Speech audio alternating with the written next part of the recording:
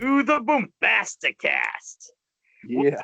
Only Alexander Hawk and the great Matthew Fisher. Well, thank you for that. How you doing over there? Okay, how you doing? How you surviving? Surviving, kid. Surviving. How was Same your here. fourth? How was your 4th of July? 4th of July was good. I hung out with the family, had some burgers, the good stuff. That's what I like to hear. Yeah. Cool. So you want to hop into this episode? We got a good run of stuff to go, and the camera's not really working with us. Yeah. Well, what we're going to do is that on Facebook, there was a thing called the 30-day movie challenge, and each day had a specific either genre or type of film or thing that has affected you, and you pick a movie that fits that category. Yeah. So, for further ado, the very first one, the first film that you remember watching. Ever, huh? Yeah. So, Matt, do you want to go with the first film for you? Sure. Mine's kind of a toss-up between two different films. They're not that they're similar in a way, but for the most part, they're different films. Those films are The Wizard of Oz and Willy Wonka and the Chocolate Factory. Great movies. Yeah. I love them. As a kid, as a young kid, before I had choice in what I could pick at the VHS store. Well, I guess I had choice for this because I did like them. I did enjoy them. But every weekend I remember going and renting either one or the other. Like every weekend, it was those movies. And big fan, of course, everybody loves Oz and Wonka. Wonka's probably still in my top 10 list to this day of favorite movies. How about you, bud? Well, for me was actually, I'm not 100% sure which one I saw first, but there's two movies that really stuck out in my mind. One was Robin Hood, the Disney animated film version. Yeah. From way back when. Yeah, I remember that film. Yeah, it was one of those things that it was on a VHS with other films, and I would always, remember that I'd, just, kept on skipping the first one because it was the second one, and I kept on, fast forwarding stuff. I would look at it, says, still stuck in the first one, and then keep on going until I got to Robin Hood. Yeah. And I watched that so much that I think the VHS actually just crapped the bed after a while, because it was like every Saturday I would, come down and watch that movie because I was just so enthralled by it. I really loved it. Yeah. Yeah. Oh, yeah. I broke a few VHS, wore out a few VHS that way myself. You know what I mean? I know what you mean. And there was another one that when I was a kid, that was really big. There was a it was kind of like a half staged, but also a movie version of Pirates of Penzance. Now, that was, I think it was made for TV or something. I know there were some VHS copies out there. And actually, it did end up on like a very limited DVD release. It starred Angela Lansbury, Kevin Kline, and I know. For anyone who does not know, Mr. Matthew Fisher has a gripe with Kevin Kline. Me and the world. Yeah. He was extremely upset when Kevin Kline married his sweetheart. Yes, but she still writes me. So it's okay. That's okay. But yeah, I mean, what I remember about it is that being a kid, I thought First of all, when I watched that movie, I thought it was the coolest thing in the world was to be a pirate. That's what I wanted to be. Yeah. I thought being a pirate meant, running around with swords and, singing very loudly at other people. Yeah. It's a lot of fun. And anyone who's never seen or heard of Pirates of Penzance, it's an operatic film. It's from Gilbert and Sullivan. It's really funny. The real sad part is that there are times when people take the performance and they try and make it serious. But if you sit down and you listen to the words and what they're singing, it's funny. It's supposed to be a comedy, but some people, I guess, looking at it, put it on as kind of like a serious production. And it's like, if you don't do it with humor, then you miss the whole point of the entire film. Right. But I really like that. Cool. Yeah, I remember liking what I seen of it way back. Yeah. Minus Kevin Kline. Minus Kevin Kline. That's why I turned it off. For number 2, it is what is a film that starts with the first letter of your name that you like? Magnolia. Magnolia. Paul Thomas Anderson's Magnolia. It's also M for masterpiece as well. You know what I mean? Well, I mean, Matthew Fisher is a masterpiece with it. Wow. Yeah. Well, that's nice to hear. Thanks, bud. You hear it here first. Yeah. And last. Well, how about you, buddy boy? Well, I picked actually Adventures in Babysitting. Ooh, Keith Coogan will be very happy. Hey, Keith Coogan did a great job in that film, and I have to say it's a film from my younger years. I really enjoyed, really loved it. And a lot of people don't talk about it today. I know that they actually they did a reboot, like a Disney version reboot, from what I heard was awful. And then they also did kind of a reimagining of it called, I think it was The Babysitter or something like that with Jonah Hill. I didn't even see that, but was that a I mean, I guess it was kind of like a in the same. If you're doing them it's just one of those things when you're babysitting and it gets out of control type movies. I don't know if I'd call Jonah Hill's The Babysitter like a reboot or anything or a reimagining. But I guess you never know. I do know that before that movie came out, they made a big thing about rebooting Adventures in Babysitting, and they were talking about Jonah Hill. Now, what I think happened was they decided that, they do their own version and just not try to cash in because it was like so different or something. But either way, I mean, the original was a lot of fun. You had Elizabeth Shue; he was great, and I mean, it was really. I would say it was a fun '80s comedy, and it was the first time that I was really introduced to the superhero character Thor. Yeah. Because one of the characters in the film, a young little girl, was a big Thor fan.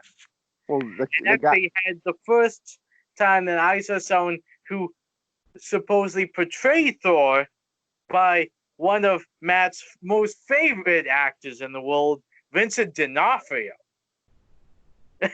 Right, he was the dude in Adventures in Babysitting. Yeah, he played. Dolphin.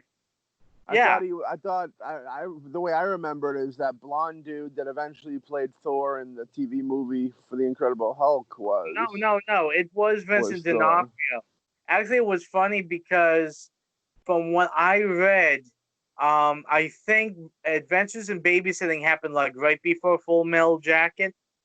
So he was really buff at that time, and then when he got the role of Full Metal Jacket, he had to then, plump up and put more weight on it. He's never been able to get rid of that weight.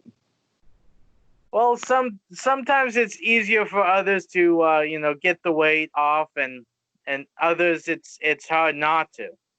I heard he's packing on the weight again for Full Metal Jacket too.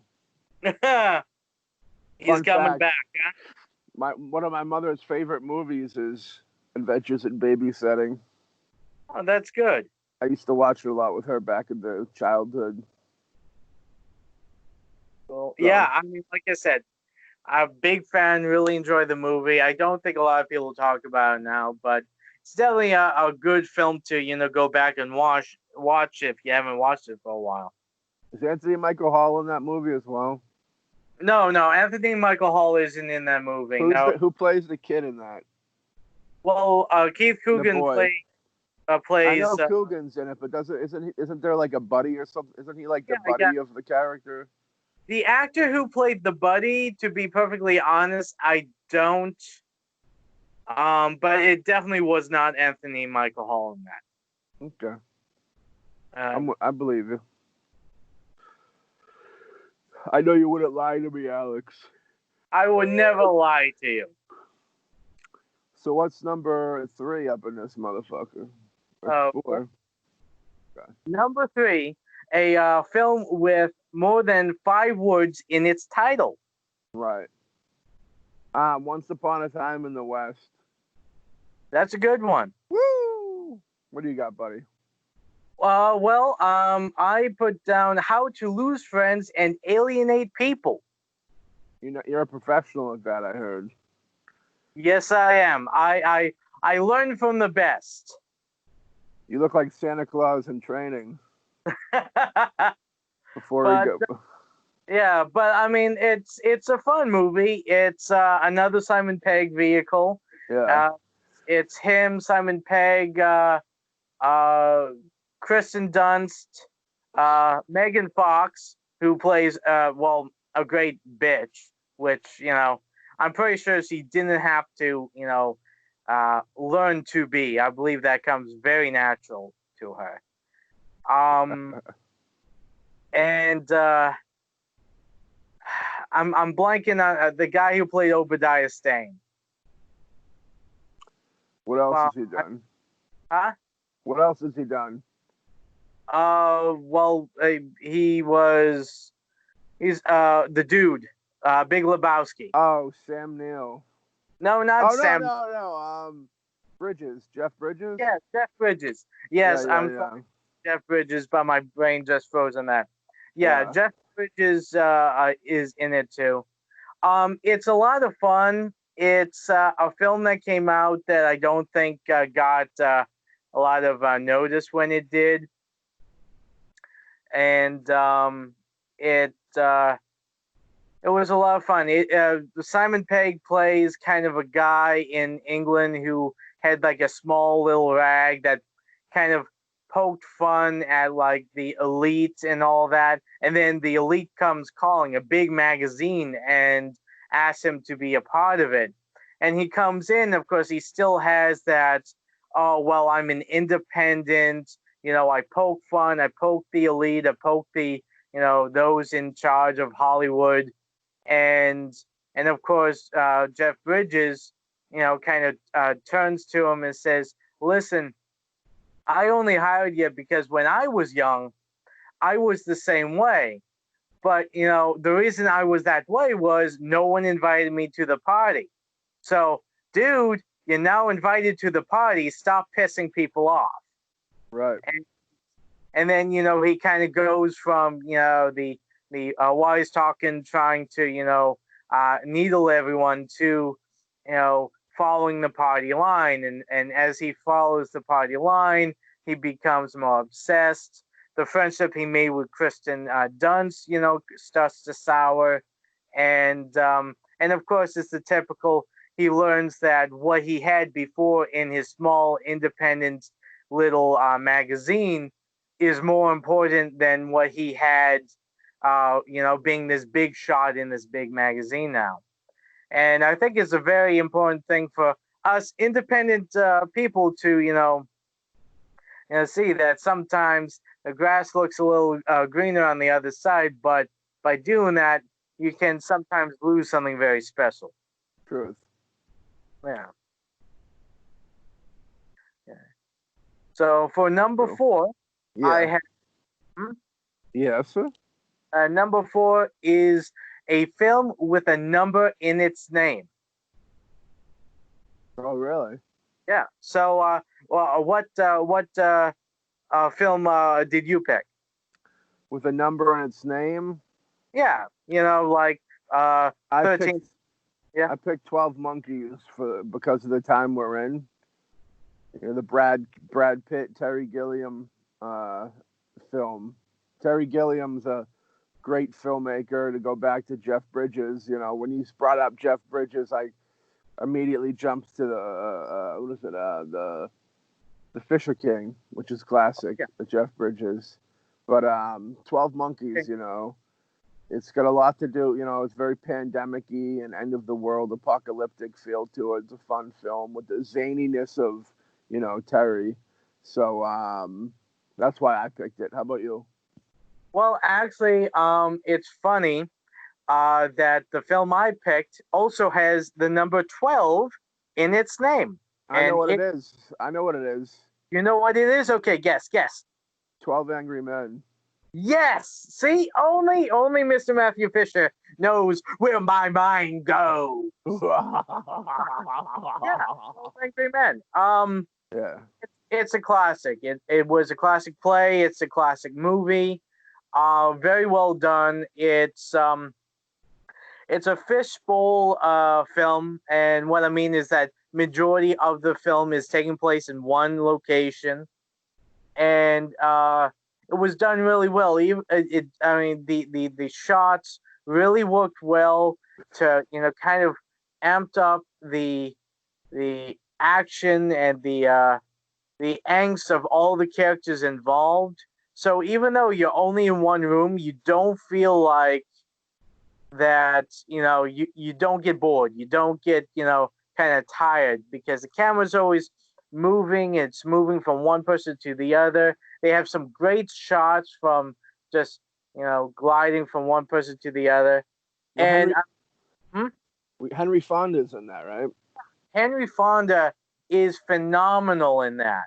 Yeah, there's a lot of other actors in there, but they're all character actors. So they're all. Other than Henry Fonda, he was the only huge big name.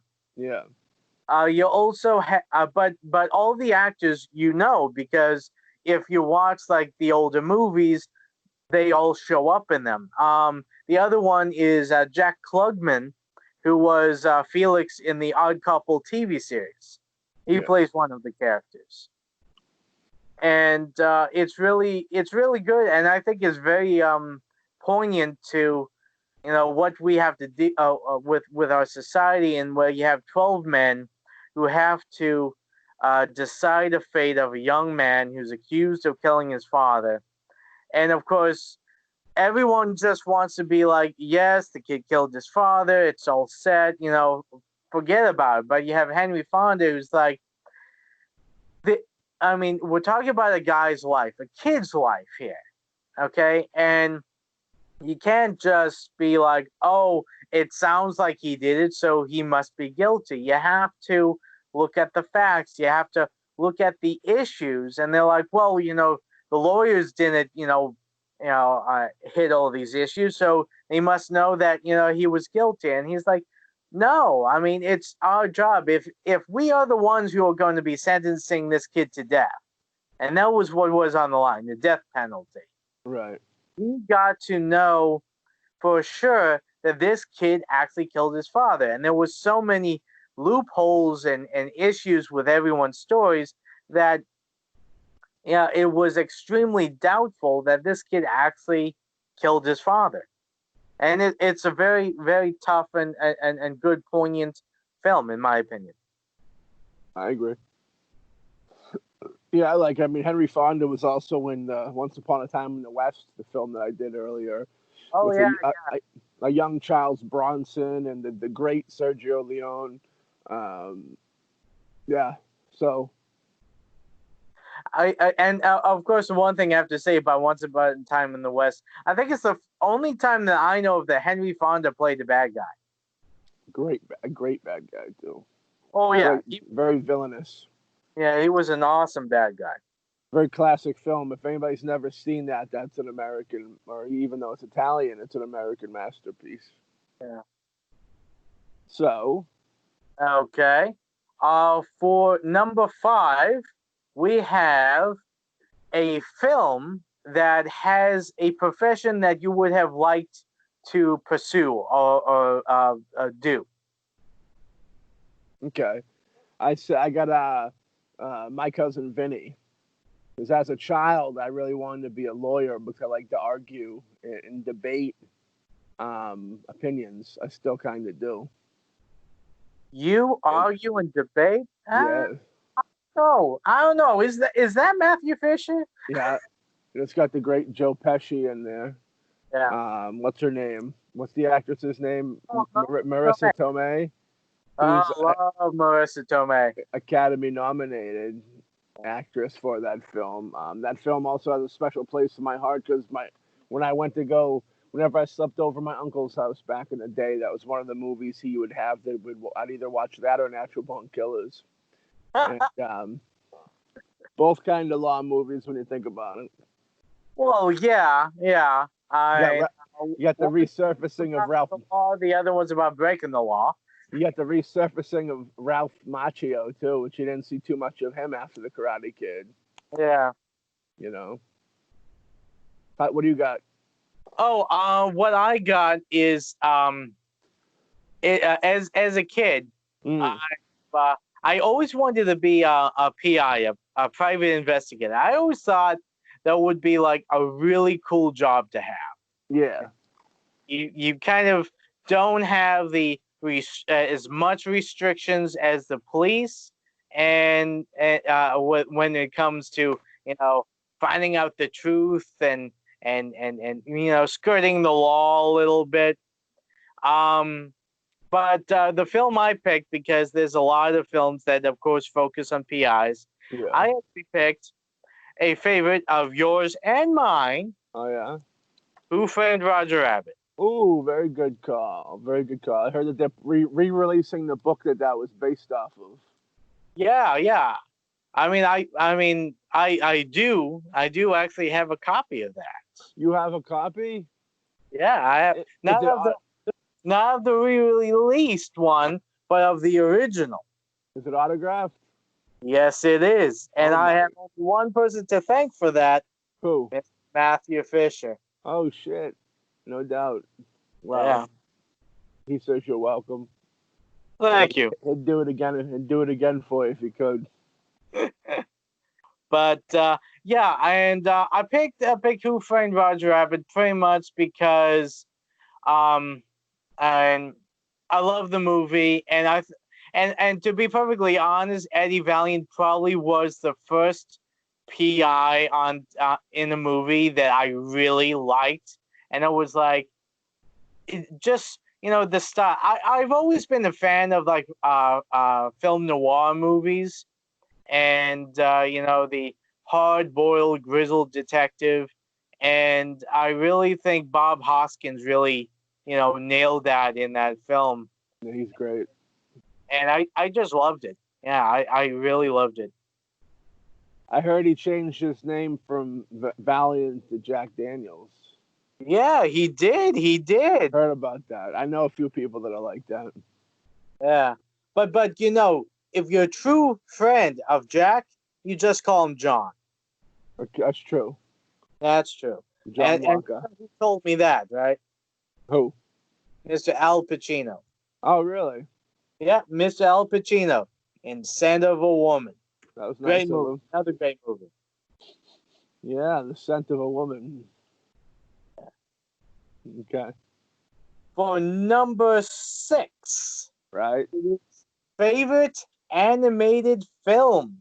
Favorite animated film. Woo! Yeah. I put Rover Dangerfield because I'm I love Dangerfield. Dangerfield's my dude. You know, it's a movie that as a kid had lots of rentals. And in my later years, in the last couple of years recently, I hunted down an unopened VHS copy of it that I've yet to open, and I'm not going to open up. So it's freshly on the mind. I mean, there's a lot of children's movies, animated movies that I appreciate, you know, but well, I'll do that. I'll do that because it's fresh off my mind.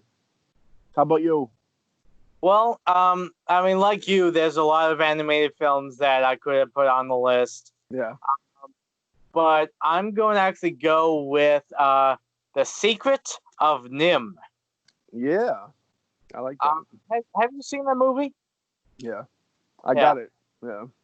Yeah, it's another film from my childhood. I really liked it. It's probably one of the first animated films that I watched where, you know, it really touched me more than, I mean, there's a lot of animated films I watched that I liked and I enjoyed it, but this one really kind of was the first animated film that actually made me, you know, feel emotional. It really kind of touched me emotionally. It touched you. It touched you, and then you became emotional. Yes. That sounds like you need to contact a guidance counselor or something like that. Yeah. Maybe I do. But I mean, it's based off of the children's book, The Rats of Nim.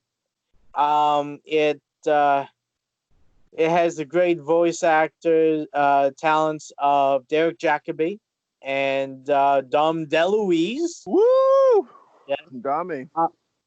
There's a lot of other ones I just can't think of off the top of my head, but and I mean, it's a story of a mother who has a son who's deathly ill. She's trying to find how to, try to take care of him, but also that, in this, she lives in a farm, and every farm, every a certain time of year, the farmer gets in the tractor and he, goes through and he plows the field. Now, and of course, it's called moving day. So all the animals know that at this time that they grab their belongings, they grab their children, and they move out of the way. So when the plow goes through, they don't get hurt or killed. And of course, she has a son that she can't move because he's so sick. But then she can't, just stay there with the kid either because then they'll definitely all die together. So she, goes and gets the help of the Rats of Nim to try to find a way to, save herself, save her kids. And she goes on this great journey where she learns about her late husband that, and the history of the Rats of Nim. It's very touching. It's really well animated. I think it came out in the 70s. I think that's when the movie came out, but it was very breathtaking artwork. I really loved it. Yeah, right. That's a good pick. Yeah. Okay. Number 7 is a film that is very personal to you. Is that a statement or is that the question? No, well, it's you pick a film that you consider very personal to you for whatever reason. The film DJ Stan the Man I consider very personal to me. That is a very personal movie, and it's a very personal movie to me too. It was based off of my life for a little bit, working with DJs. It was like going to Vietnam to make, and then we put it out, and it was treated like the soldiers of Vietnam when they came back.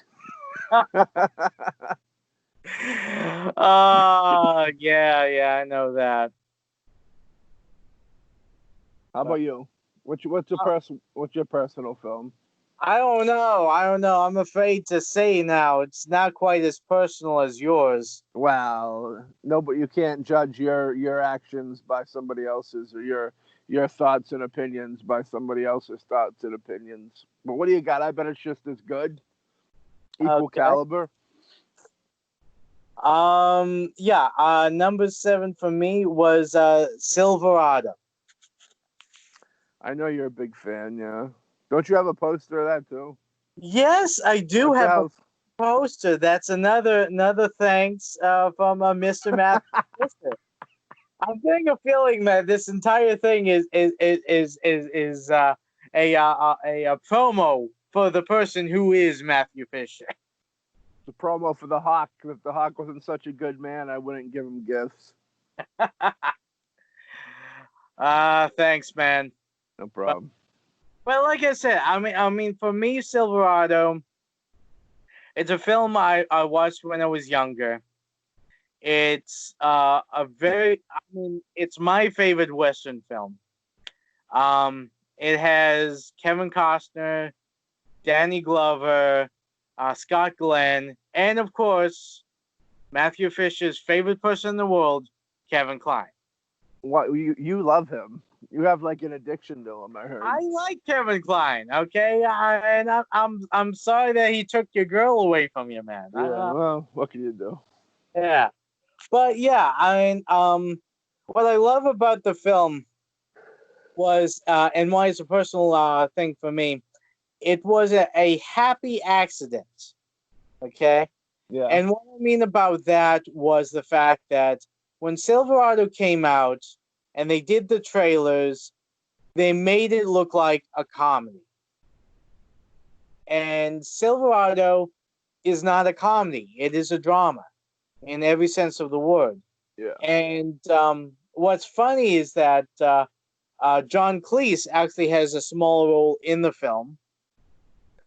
And in the trailer, they focused on him and his comic line. He has like a few funny one-liners that they are very focused in the trailer. So anyone watching the trailer would say, "Oh, this is a comedy with John Cleese." But when you go and you watch a film, it's about family, it's about friendship, it's about loyalty. It has a great soundtrack, and it's a very moving film, and it also has the late Brian Dennehy as one of the best villains ever. Yeah.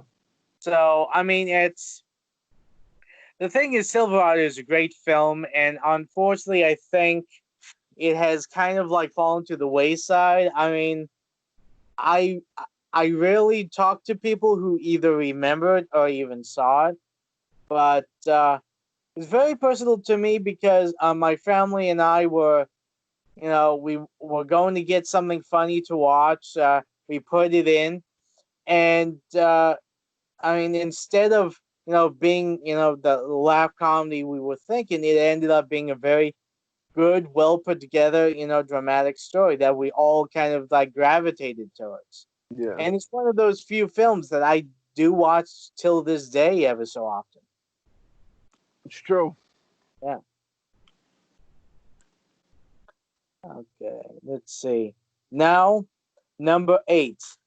A film whose soundtrack you like more than the film. Ooh.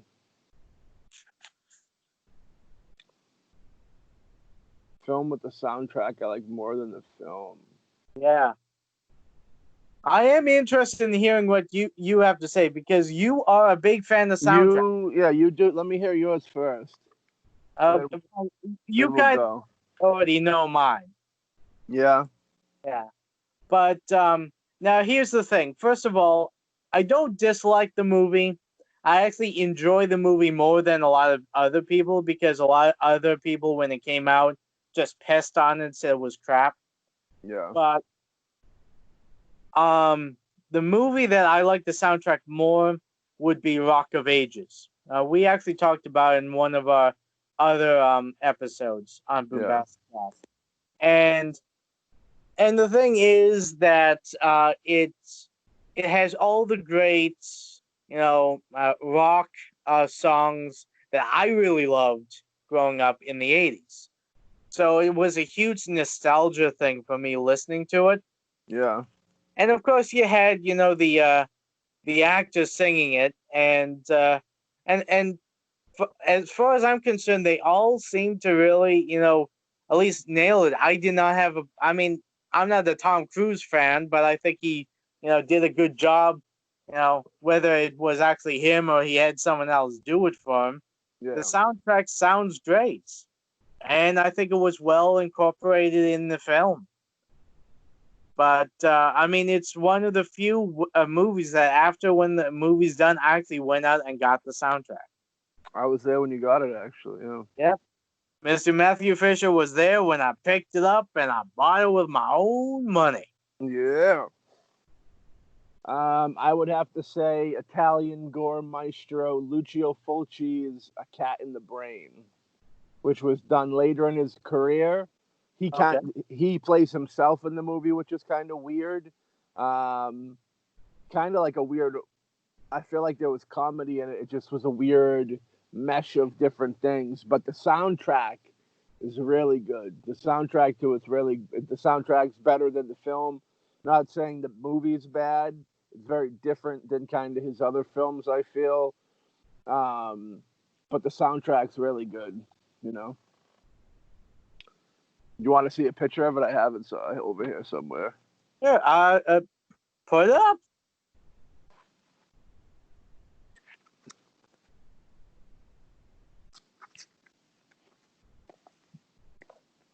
Weep. Ooh, A Cat in the Brain. Cat in the Brain. I have to say, I never heard of that film. The Whim of a Madman. The Whim of a Madman, kid. The movie, 90s. I think it came out. I think it was probably if not the last movie before he died, then close to it. Fulci's like a master of his craft, and back when horror conventions actually first started, nothing around here but the bigger ones, he actually did rounds, which would have been really cool to meet him and get an autograph and a handshake and picture, but he was gone before our time. But yeah, A Cat in the Brain. Anybody out there, it's kind of a late in the game Fulci flick, but worth a watch, and the soundtrack is fucking awesome. I'm a big collector of vinyl soundtracks, as you know, so like when I try and get all those older Italian films, that was the one that I really took note of really being superb stuff, musically, better than the film. Cool. Yeah. Like it. Yeah. Yeah. Yeah. Okay. Yeah. The next one is number 9 is a film that you do not like, but a lot of people love. Kind of like, a lot of people consider it's classic or it's the best movie this director ever did, but you personally, you do not like that movie. I could I feel that way about a lot of the big franchises. You know what I mean? That I didn't hate the movies, but I didn't think they were all that they were cracked up to be. And in that category, you could put films like, Star Wars. Like, I don't think the Star Wars movies are as great as everybody thinks they are. Uh-oh. I hear a lot of nasty typing, like, how dare you? Our audience of 10 people are going to get pissed. Hey, you're 10 people. I know, I'm just playing. I guess I'd go with the Star Wars films. Okay. For me, I'm going to say this. I know this is probably, I think I've talked to you about this, Matt. Yeah. You might be still a little upset with me. Sure. It's a film directed by a director that both of us like and admire. Mm-hmm. Everyone loves it. They say this is his best film ever, his magnus opus. I personally do not like it. and that is Pulp Fiction. I will agree with you that Pulp Fiction's a movie I can watch once every 5 years. It's just like, but it's not a bad movie. It's just, I don't think it's his best movie when a lot of people said it was his best when it came out. And I can also put Darren Aronofsky's Black Swan into that category too, where when that came out, everybody was like, oh, fuck, like this is the greatest thing in the world. And he's got a lot better films than that. I thought Mother was better than Black Swan. But yeah, truth. Yeah, I mean, the thing is that I watched it. I really couldn't get into it. I mean, of course, the dialogue was cool, but I mean, other than Samuel L. Jackson, I mean, Samuel L. Jackson's monologues and all that, that was fine. But everything else, the story, the plot, I just really couldn't get into it. I mean, the whole Uma Thurman and John Travolta thing, and with everything else, the Bruce Willis side story. Yeah, I couldn't really get into it. I mean, I liked the only thing I liked about Pulp Fiction was Samuel L. Jackson, hands down. Well, I mean, I like a lot of things about it. I think it's a good movie, and it's a movie that gets high on its own supply, so to speak, where like it knows that it's making something cool, and it wears it on the badge on its chest of this is a cool movie. And when it came out, the way people reacted to it was, you know, saying it was the greatest thing, but you can't blame a movie for the way people react to it. You know what I mean? And But like you said, you just, there's certain elements that you didn't like. But I kind of agree with you because I like the movie, but it's not a movie that I'd watch a lot. You know, I watch, if I was going to watch a Tarantino movie, I'd probably watch Reservoir Dogs or Jackie Brown. You know, if I was going to watch one continuously, you know what I mean? But for the most, I can see your point with that because, like I said, I watch Pulp Fiction once every, now 3 to 5 years probably, you know, like enough to forget. Like I watch it and it is a cool movie enough to like, you know, to get your fix of it, and then you just kind of, because it's so huge, it's probably one of his biggest releases next to Kill Bill, and it's a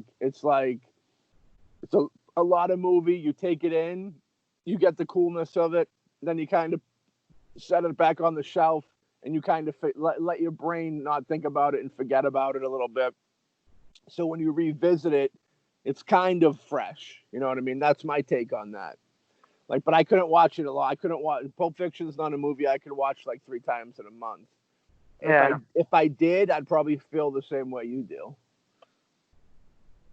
You know what I mean? yeah.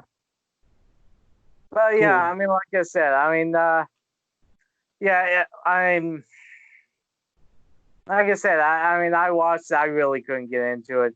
But at the time, if you put yourself in the time that movie was made, there was no movies being made like that. It was its own style. It is great writing. You know, the wraparounds and stuff. The characters are really cool. It's fun. You know what I mean? Tarantino is probably one of the most copied living directors that there is.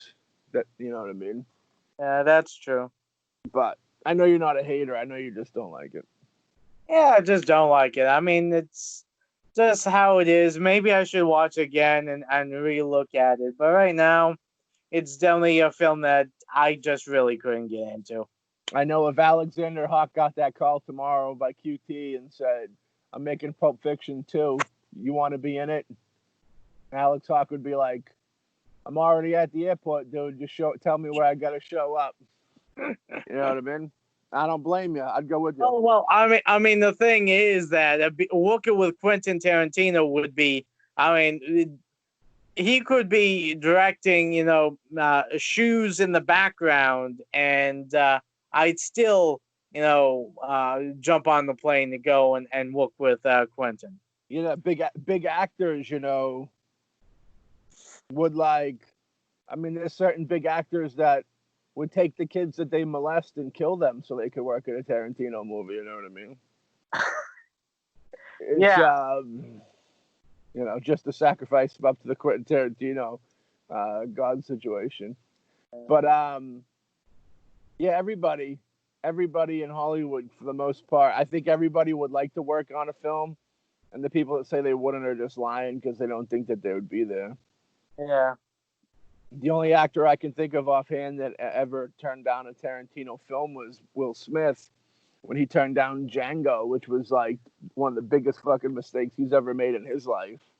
Yeah, actually, from what I heard, Jamie Foxx wanted the role so bad, and when he heard that Will Smith was being, talked to about it, that he actually kept on calling Will and telling him, like, this Django Unchained, nah, it's not going to be good. It's going to, tarnish your career. You're going to look like an idiot. Will, man, don't do it. Don't do it. You don't want to do this. It'll be awful. And of course, his whole thing was to, get Will Smith to deny it so he could jump in and get it. I don't like Jamie Foxx to begin with, and I like him even less after hearing that, because that's kind of sleazebag shit to do. And I know that Will Smith, I believe he's been quoted as saying he didn't want to do the movie because of the use of the N-word so much, which if Jamie Foxx was in his ear being like, yo, dude, you don't want to be saying the N-word all the time, dude, that's bringing our race back, and then he, just to get him not to do the role, and then he does the role, I think that's pretty fucking snaky. Yeah, I mean, that's what I heard. I wasn't there between the two of them, so, but that's what I heard in a few places. So. Jamie Foxx seems like a nice enough guy to snake you out of everything that you own, if you want it. He seems like he kind of seems like a douchebag. But who am I? Who am I to say such things? Okay. He's doing Ray 2 next, I heard. He's going for another Academy Award. Well, he has to get it somehow, right? That's true. Okay. Next on the list, number 10 is your favorite superhero movie. Okay. Mine, you ready? Yeah. The Toxic Avenger. Good one. Thank you. Classic one. One that doesn't get the respect it deserves. It does not, and it's very influential. It spawned. I bet you could go ahead and say that the Toxic Avenger has spawned just as much, if not more, filmmakers than Pulp Fiction. Probably, yeah. When you think about it, and those are both both of those movies I think are super influential movies that spawned. Like if we were making a list of top 5, top 10 movies that you think made people want to make films, I think those two movies would be in there. Yeah, definitely, and plus, I mean, Uncle Lloyd, I think he's a big influencer for, I mean, most of us independent people, and he was the first one that I can think of that actually did a superhero movie with, no budget, all practical effects, and and definitely did not rely heavily on CGI, which like every superhero movie does now. Yeah, in a hero that would need the most CGI, so to speak, because his whole look is makeup effects. You know what I mean? But yeah, I'd say Toxic Avenger for sure. I mean, it's kind of like that. Like I remember when I was a kid and I watched it for the first time, I was having trouble wrapping my mind around the fact that the good guy was this monster. You know what I mean? Yeah. That's one of the reasons why I always was a fan of the Incredible Hulk. I love the Incredible Hulk show. Yeah. I love the Incredible Hulk show. Yeah. I got the poster. I love the Incredible Hulk comic books and all that, and it was always because you had this guy who always battled between the good and bad tendencies in everyone's psyche, and he turned into a monster, and then of course sometimes he was able to control the monster within him to do good. Yeah. And Toxic Avenger is a classic, and I think it's definitely the best superhero movie, definitely that came around that time. Yeah. Yeah. Cool. Now, for me, I'm not going to talk too much about it because I've already went in depth in one of our other episodes. I But know. Begins with an L. Huh? Begins with an L. Yes, it starts with an L. And there's an O and a G. And an A and an N. And And A it's and an N. Logan. I know. I guessed that one too. Put that on my list of ones I guessed that I knew you were gonna say. Yeah, I like Logan. I really like the style, and it also, is taken from different versions of comic books that they had on Wolverine, and I thought it was a very fitting end to Hugh Jackman's reign as Wolverine by letting him go out in that way. And like I said, I really liked it. I think it's the best superhero movie that has come out right now.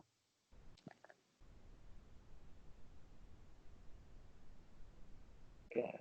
And for number 11, okay, is a movie that you love from a genre you hate. Oh man.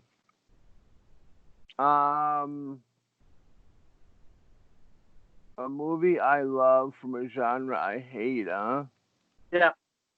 Let me see. A genre that I would hate.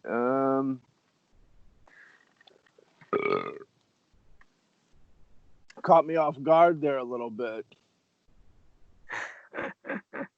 Let me go first so you have time to think about it. Yeah, you can go first. Okay.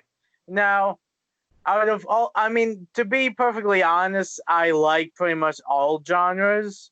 The one genre that I definitely like the least would be like romance. Right. Me too. Not a big there's a few that are okay, and and I would like, let's say, watch an action movie or a drama that has a romantic subplot that I enjoyed. But for the most part, when the film is like solely romantic or has major romantic elements that push the plot, I usually don't follow, really don't get into it. Mm-hmm. There are a few that are kind of on the edge, which is more romantic comedy that I do enjoy. And the one I would say would be like When Harry Met Sally. I really enjoyed that film. Billy Crystal, Meg Ryan, I think they really worked well together. They had good chemistry. But the thing that made it for me was the witty banter back and forth. I mean that playful, give and take, the little jabs. That's what that what I enjoyed about the film. Plus, you had Rob Reiner in there. You had Princess Leia herself. She was in there. I'm pretty sure. Yeah. I think. Okay, now I have to rewatch. I'm not sure anymore. I might be confused, but I think she was. Okay. Yeah, it's a good film. A lot of fun, but like I said, romantic films, romantic comedies, aren't they're very low on films that I watch or even like. Yeah. But When Harry Met Sally is definitely a film that I would say that I like from that genre. Okay, I'm gonna pick For the Love of the Game by Sam Raimi. Okay, yeah. It's a movie about baseball, which I really could care less about, and I don't watch movies based on baseball. I guess you could throw Moneyball into this category too, because I enjoyed Moneyball. But For the Love of the Game is a great movie about the love of baseball. And Sam Raimi is such a good filmmaker that he made me actually care about baseball for an hour and a half. Yeah. Cool. Hell yeah. Okay, now the next one. Okay, Yeah. you ready? I'm ready. Okay. A movie you hate from a genre you love. You go first on this one, Alex. Okay. Now, a genre that I love is fantasy. I love fantasy films. Big fan of them. Now, a film that I really did not like was Aragon. Now, that came out, I think maybe early 2000s. I think the big thing was a lot of people made a big deal about the film because supposedly the book was written by, I think, like a high schooler or a young kid of some age who, like over a summer vacation wrote this book and got it published. Yeah. And a lot of people were raving how great the book was. It was a great feat for this young kid. And of course, I'm like, okay, cool. And then they made the movie. And I sat down and I watched the movie. And I was like, yeah, it does feel like a story written by a young kid who likes fantasy films because it like hits all the tropes. So, but hits it like not well. Yeah.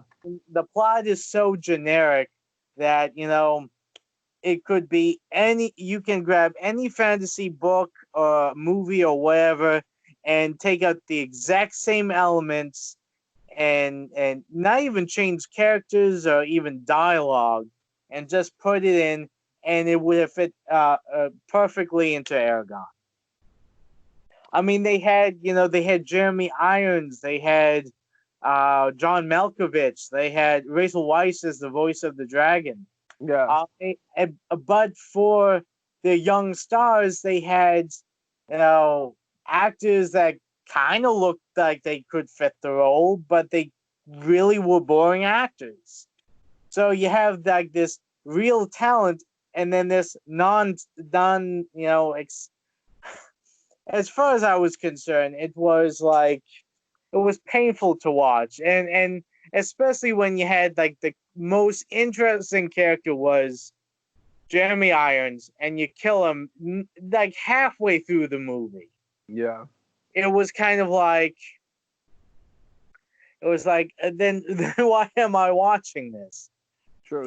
Yeah. So I mean, that's why I was not a fan of that film. How about you? I'd say Joe Dirt 2. I really like Joe Dirt 1 a lot, and I like comedies, as you can imagine. Yeah. And I remember one of the most disappointed moments I've ever been watching a film was watching Joe Dirt 2.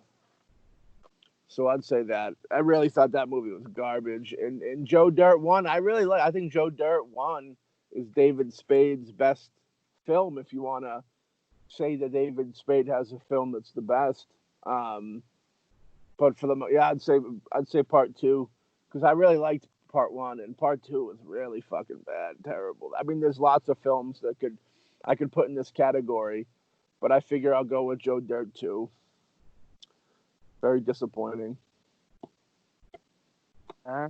Cool. Word. Next is number 13, which is a film that you watched that really made you think. A film that you watched that really, you watched and you were like, I never really thought of, whatever the subject it's about, really thought of things that way. Whether it's life, whether it's, war or, relationships, anything like that. I'll say Mother, the film we brought up a little while ago, and it was the first time not the first time, but it was the last time I remember going to an actual Cineplex theater of the mainstream and see a movie that actually made you think. Was Mother, and it's because the whole movie is kind of subliminal, and that there's a secret underlining message and an underlining theme and story to it that like going into it, I didn't read. I did a very Mike Calvin thing where I didn't dive into any of the spoilers. You know what I mean? I didn't read up on it to see what people were saying. I just kind of seen the trailer and went from there. And it's such a weird, creepy movie. And the way that it came off by the end of it, you know, it was about, I felt like it was just a movie about troubled, you know, marriages and relationships. And then when you go in to find out that, you know, then I started researching in his interviews with him. He said, you know, that it was mother was Mother Earth, and that, you know, it had like this big, almost religious and spiritual theme to it that I didn't really pick up on. But once I read about that being the theme and looked back on the film, I was really like, wow, that it's all right there. You know what I mean? And I thought that was really cool. How he did that, and it was kind of ballsy for a filmmaker of his stature to do, because it was a big Hollywood film, but it's like you were expecting too much of a mainstream audience to think that deep into it. You know what I mean? Yeah. And I think that hurt him as a filmmaker, but I think in the eyes of a big public, but I think in the eyes of filmmakers and independent filmmakers and people that are going for artistic value, I think that he got another notch on his belt. But I think as far as mainstream audiences go, it went over their head. Yeah. So I'd say that, because that was the last I remember being in getting out of the theater for that and being like, that was good. And then once I found out like the subliminalness to it, I was really kind of shocked and blown away and had a whole new love for the film. How about you? Well, there's a film, I think I might have talked about it earlier before, called King of Hearts. Now, first of all, this is the only film that I've seen. First time I ever saw it was in school. We had to watch it. I think it was in high school. I had to watch it for something. And it's the first time where I watched something in school, and I really, kept on thinking about it, and really was interested in the film. And of course, ended up getting a copy years later.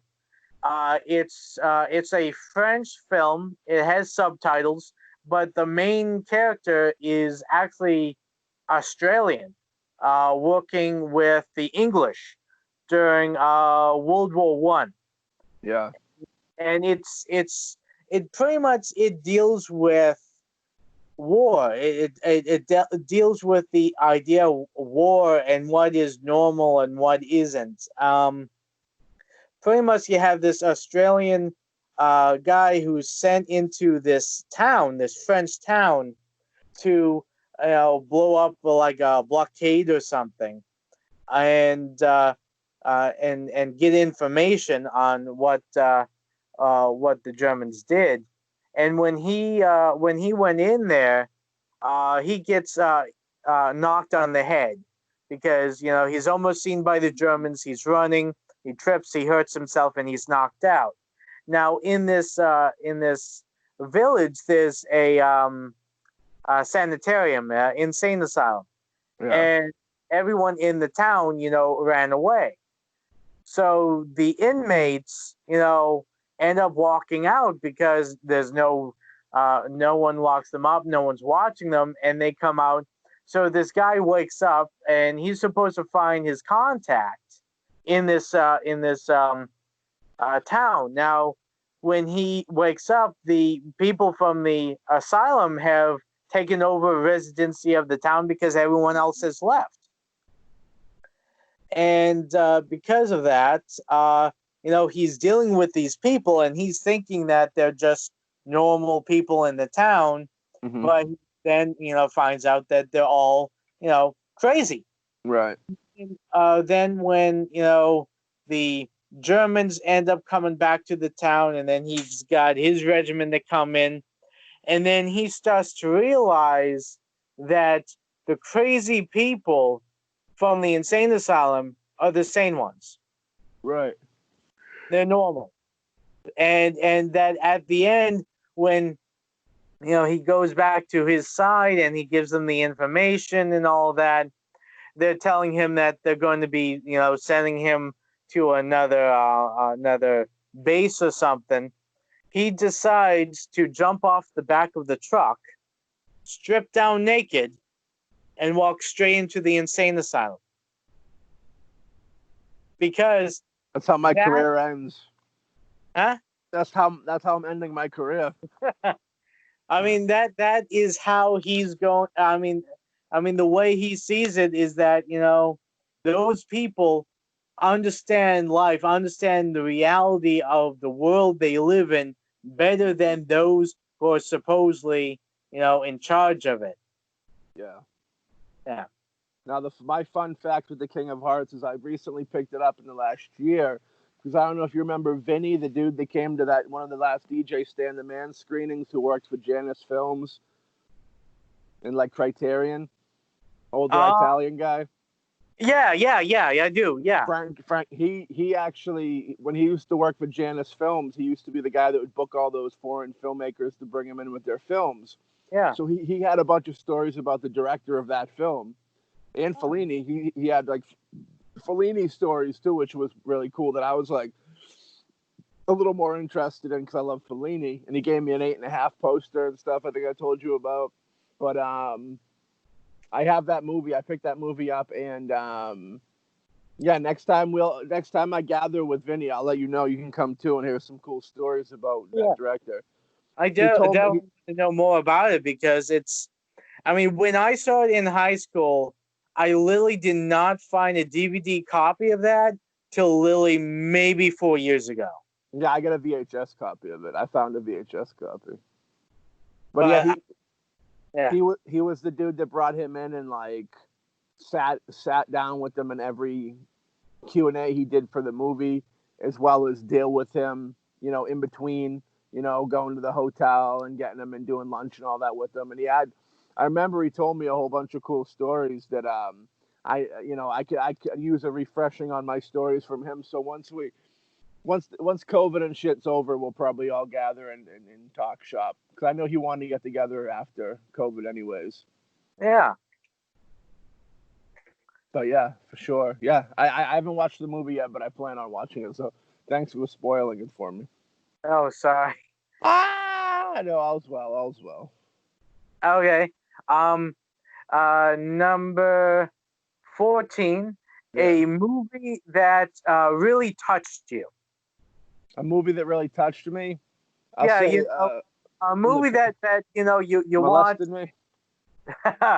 No. That's a different movie. But a movie that you watched. I think I understand what you mean by a movie that touched you, Hawk. You don't gotta explain it to me deeper. I'm gonna put a film called The Boy in the Plastic Bubble with John Travolta into this category. Man, I was going to say Jake Gyllenhaal. Nightcrawler. I was touched by Nightcrawler. Nightcrawler was Zodiac, and Nightcrawler is the best thing Gyllenhaal's ever done in his career. Gyllenhaal did a remake of The Boy in the Plastic Bubble, right? He did a comedic version of it. Yes. I remember watching this John Travolta version of The Boy in the Plastic Bubble. My grandmother and my nanu had a VHS copy of it at her house, and we watched it. And it's sad because it's all about Travolta being stuck in this bubble for medical reasons. And I remember he just looked out the window all day, and his neighbor was this like pretty blonde girl that would run around and have fun, and he'd want to have fun with her. And she came into his life and became his friend, and they got like really close. And then one day she didn't come around anymore, and Travolta found out that she only hung out with him as a dare. And it was like the most heartbreaking fucking thing of all time, dude. Like, I remember being like a kid having tears in my eyes, like watching this movie. That's how fucking heartbreaking it was. So and for anyone who doesn't know, Matt, him crying that young. Shit. Yeah, I'm with it. How about you? For me is a film called The Mighty. The Mighty? I don't think I've seen that one. I've never seen that one. It stars Kieran Culkin. Okay. unfortunately, I forget the actor's name, but he played Foggy on the Daredevil TV series. I didn't watch it. Well, anyway, and Sharon Stone plays the mother. You had Gillian Anderson, Scully from X-Files. She played the character in it. The story is about you have Kieran Culkin, who is a kid that he has a disease where things inside his body, like his heart, his lungs, and all that, are growing, but his body really isn't. So his insides are growing faster than he is. Dave Maggot had that issue. Then they fixed it for him. But anyway, and he lives next door to this kid played by the guy from Daredevil, who, you know, he's a big kid. His father actually killed his mother and is in prison. Yikes. And he's living with his grandparents. And, you know, he's very quiet. He tries to keep to himself. There's these kids in school that want to bring him into the gang because he's a big kid, and, you know, they're sure that, you know, he can rough people up if they need them to. Yeah. And of course he doesn't want to be like his father, but, you know, as any kids at that age, you know, you always have in the back of your mind, like, you know, if my parents did something bad, and I'm part of my parents, does that mean that evilness, that horrendousness is inside of me? So that's the big thing that, you know, he's kind of worried about, and he ends up actually because he himself is not very he's not very quick or smart in school. Isn't he a small kid? It's Macaulay Culkin's little brother, right? Yeah, Kieran Culkin is a small kid. He's the guy who's next door. He ends up actually becoming the tutor for the bigger kid, and Kieran Culkin actually introduces him into the King Arthur stories. Teaches him about chivalry and all that, and they kind of bond over those stories. And the bigger kid ends up they're at a like amusement park, and of course Kieran Culkin, he's small and he can't see what's going on, so he reaches down, he picks him up, and he puts him on his shoulders, and the two of them end up kind of borrowing each other. The big kid becomes his legs, and Kieran Culkin becomes his mind. Nice. And it's that friendship. And I feel the emotion, baby. I feel it. I can feel it coming, like the rain, like a rainstorm. Yeah. Clouds coming. Yeah, but anyway, it's really beautiful. Touching. Yeah. And of course, it has a very sad ending, but also very hopeful ending. So, without giving too much away, but well, the big kid dies. So one of the kid dies. Did you ever see Billy Elliot? I haven't seen Billy Elliot. I know of the movie, but I haven't actually watched it. That'll make you cry too, if I remember correctly. That was a sad movie. But that'll kill you. That movie will fucking kill you, Hawk, if you watch that, probably, because that's one of those underdog. That's like one of those underdog stories of like someone who has some type of, you know, physical affliction, and they still have a good spirit, and they have like a good, you know, people when they have situations where they were given a bad hand, but they still stay positive, more positive than someone that doesn't have it. You know what I mean? And then it has like a sad ending, so that'll kill you. Yeah, I I gotta find that and rewatch that. So maybe we'll watch it together, and I can get a towel on the floor for you for all the tears that come. Yeah, you probably need a towel from me. I'm a softie. I remember that movie making me cry too. It's somewhat of a. It came out in the '90s, so I remember that. Like I watched it a few times and like cried. You ever see a movie called Jack the Bear with DeVito? I know of it, but I never watched it. That movie made me cry too. Sad. It was like because if I remember correctly, he was like a father trying to do like a single father trying to do good in the world, and I want to say something bad happens. I'd have to rewatch it though because I don't really quite remember, but I remember it had some type of sadness in it. Yeah, we'll have to do a big sad marathon. We'll see. We'll do a contest of how much tears we can get Alex Hawk to shed. Oh, there'll be an ocean. I know. Okay. Let's see. Number 15 is a movie that you watch that really makes you happy. A movie I watched that really makes me happy. Yeah.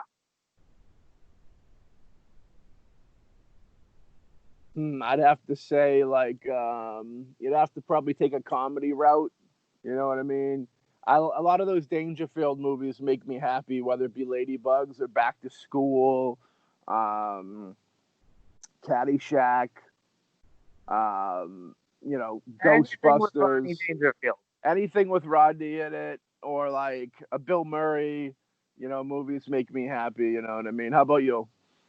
Well, I do have an actor with a series of films that I do watch when I'm feeling down. Who, Robin? Yes, yeah. Mr. Robin Williams. The one I picked, which we have talked about, is the movie Hook. Yeah.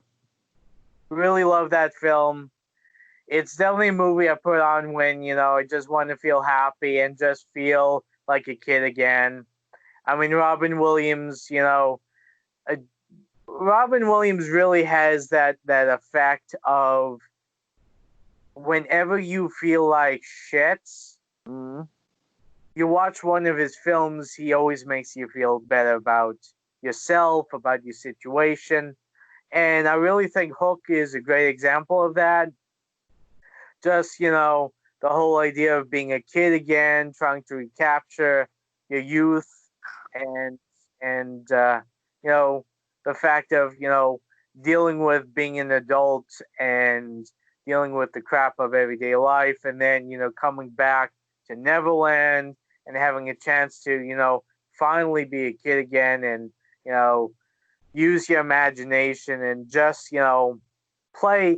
I mean, like I said before, I mean, with Pirates of Penzance as a kid, I always thought it would be cool to be a pirate, playing with swords and all that. I used to do that all the time in the backyard. And Hook just brings that back to me. So, I mean, whenever I want to feel happy, I like to throw on Hook to watch. Sorry, Hawk, Hookie's back. Uh-oh. Hookie's back. Not Hookie. My favorite part of Hook, great movie. I love the big fat African-American gentleman. Yes. Where he's like, You're doing it, Petey, you're doing it. When he's eating the fake neon green mashed potatoes. Oh, yeah. And then Rufio. They killed Rufio. Rufio. I think Rufio got killed in real life. Rest in peace. He did? I think he did. I think something bad happened to Rufio. I don't think it was Rufio. I think one of them did die in real life. Rufio is still alive because I think when they did they did kind of a get together of all the Lost Boys. They did a shoot. He was there, and I know that shortly afterwards he actually did a kind of short film. Kind of like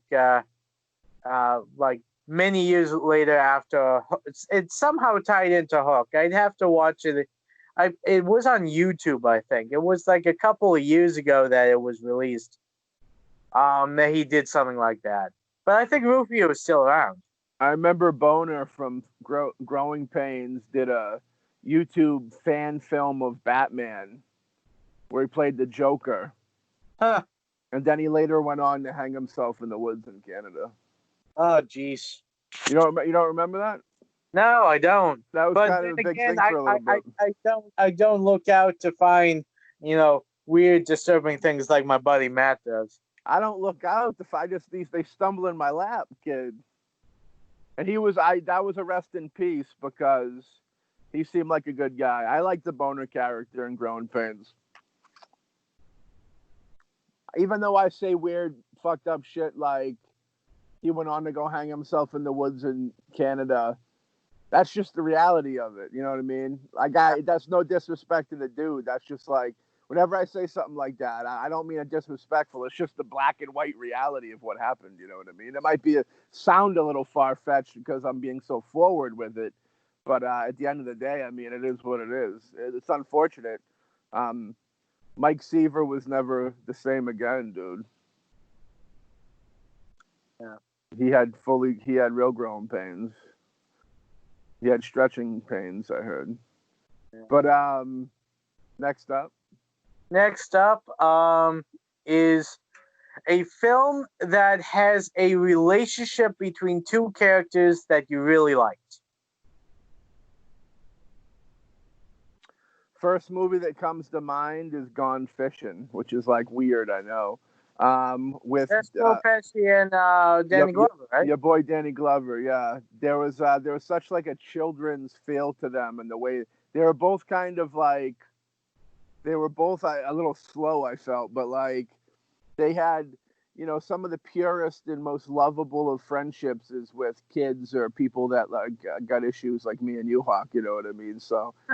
That's why we're so prominent. But that was the first movie that popped in my head. It was Gone Fishing. But there's a lot of buddy type movies. Your turn. The one I picked is actually kind of a twofer in the fact that the movie Lady Hawk, I'm a big fan of. The relationship between Rutger Hauer and Matthew Broderick in that. I think is great. It's kind of like, it's more of like a father-son, mentor-mentee kind of relationship that they end up bonding with.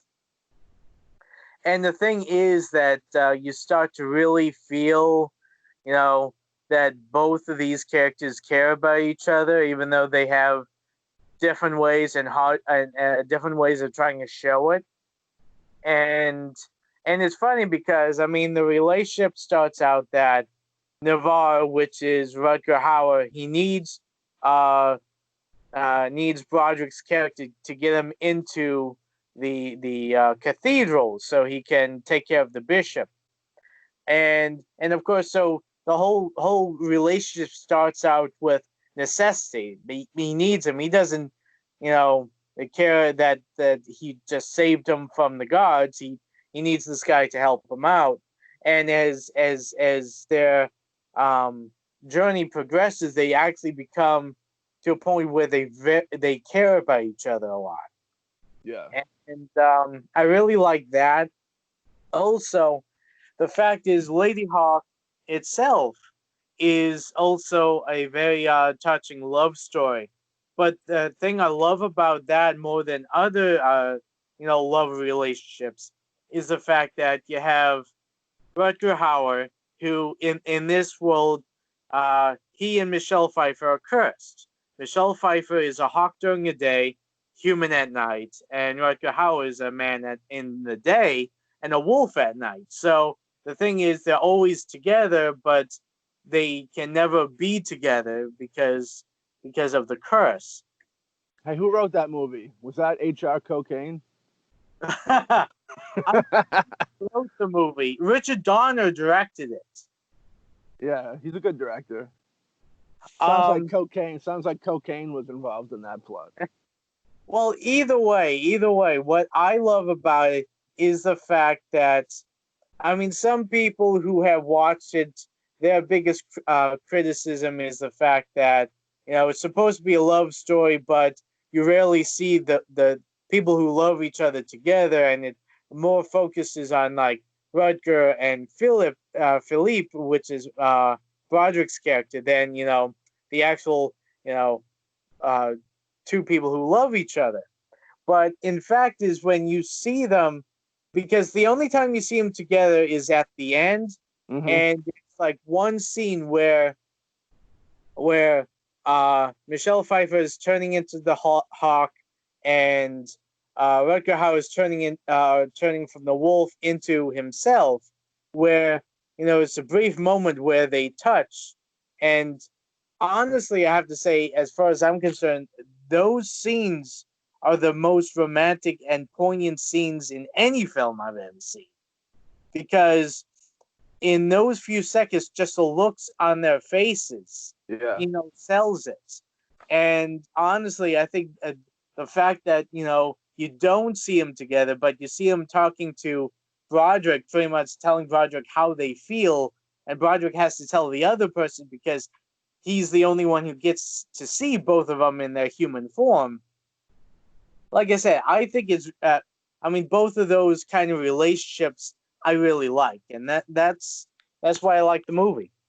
I like Nighthawk a little better with Rutger Hauer. Rest in peace, Rutger Hauer. Yeah. But did you say you had two? Well, what I mean was two relationships. Oh, okay. It's a single movie, but but two separate relationships in the movie that I really liked. Yeah, I'd also want to bring up Clerks 2. Yeah. With the Dante and Randall. There's such a. I've stated before how much I really appreciate Clerks 2, even more so than the first one. And like you create these characters, and you have the hard-edged one that is all jokes, never get serious.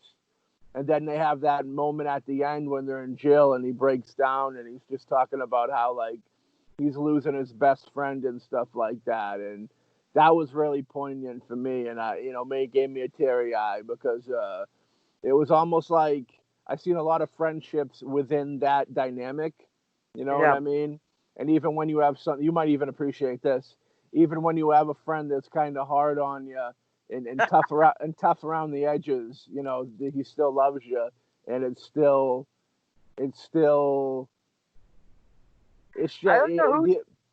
I don't know anyone like that. What are you talking about?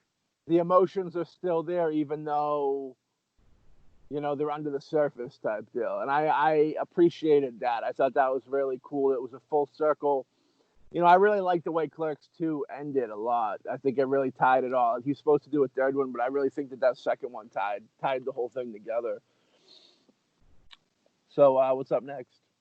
Okay, next is, for number 17, a sequel that you really, sequel or threequel, a film that's not the first one in the series of a franchise that you like maybe even more than the original. I said Clerks 2. Clerks 2 again. I'll keep it fresh. I like it. I think it's a better film in general, more well-rounded of a film. I like the first one. I think the first one's a little overrated. Love Kevin Smith, but I do love Clerks. I just think in the bigger scheme of things, I think that the second one's a lot better. There's a lot more. I think he progressed as a writer. Kevin Smith did, and as an actual director, I think it was probably his best writing since Chasing Amy, which I think Chasing Amy is his best writing. How about you? For me, is Indiana Jones and the Last Crusade. Interesting, yeah. I love this movie so much. And don't get me wrong, I like Raiders, but I do like Last Crusade a lot more than Raiders. I think the big thing is Harrison Ford and Sean Connery. They just They were great together. The chemistry was awesome. I know Yeah. there were rumors that the two of them didn't like each other on set, which probably added to why they were so great, with the bickering back and forth. Yeah. Um, I mean, I really love it for the simple fact that my dad and I would always watch it. And there's a scene in Indiana Jones: The Last Crusade where you have, uh, Sean Connery, Harrison Ford, everything is burning around them, and Harrison's like, "Dad," and then Connery's like, "What?" And they go back like 3 or 4 times, and then Harrison says, "Head for the fireplace," and then Sean Connery says, "Oh," and both of them start moving towards it. Yeah. And what I always love it because that was like me and my dad, because I'd be like, "Dad," and he's like, "What?" I'm like, "Dad, what?" And then, whatever it is, I tell him, but we'd always have that little funny thing back and forth about it, because of that movie. Yeah. And I always kind of think that my dad and I kind of have, maybe I would say a better relationship than the two of them had in the movie, but that kind of, jabbing and talking back and forth between father and son, where the father, jabs the young one about, stuff that he did or didn't do, and then, he retorts about, well, you're not that great either. You did this. Yeah. But yeah, I mean, honestly, I love the movie, and I think it's very well done. And definitely, if I was to say any, sequel, I would say that would be my favorite out of all of them. What? Number 18, a movie that stars one of your favorite actors. Ooh. What's the category? That it's any category. It just has to be an actor that you really like in the movie that you enjoy. I really like Robert De Niro in Awakenings. That's a good movie. Definitely is. I think it's some of his best acting when they say, when they talk about De Niro being the great actor that he used to be. I think Awakenings is perfect for that because he goes through a transformation throughout the film of someone who's kind of, and it's tragic because, he has, I think it's what's he have? MS or something, or Parkinson's or something? Yeah, something like that. Whether it's MS, ALS, it's definitely a It might be neurological. ALS. It might be ALS, yeah. Yeah. The Leonard, Yeah. yeah, the Leonard Lowe character as a kid, he develops this sickness that makes him like kind of have that distort thing. And throughout this movie, Robin Williams, who's also great in the film, they come up with this way to kind of reverse the effect.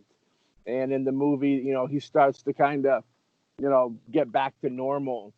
And then the tragic part is the medication stops working. So he while he's going back to normal, meets this girl that he kind of starts to like, and she likes him. She thinks that he's there just visiting family or somebody in the hospital, doesn't quite realize that he's a patient. And it's heartbreaking because he finally thinks that his problems are over and he's finding love, which I think everybody wants. And then it just starts to kind of backfire on him, and you kind of see it backfire on him. And when he goes back to like that thing, you can see just the way he fights it, the way he kind of fights the movements.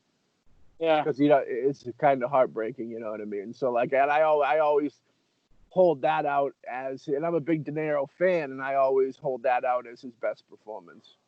Yeah, it definitely is. Definitely is.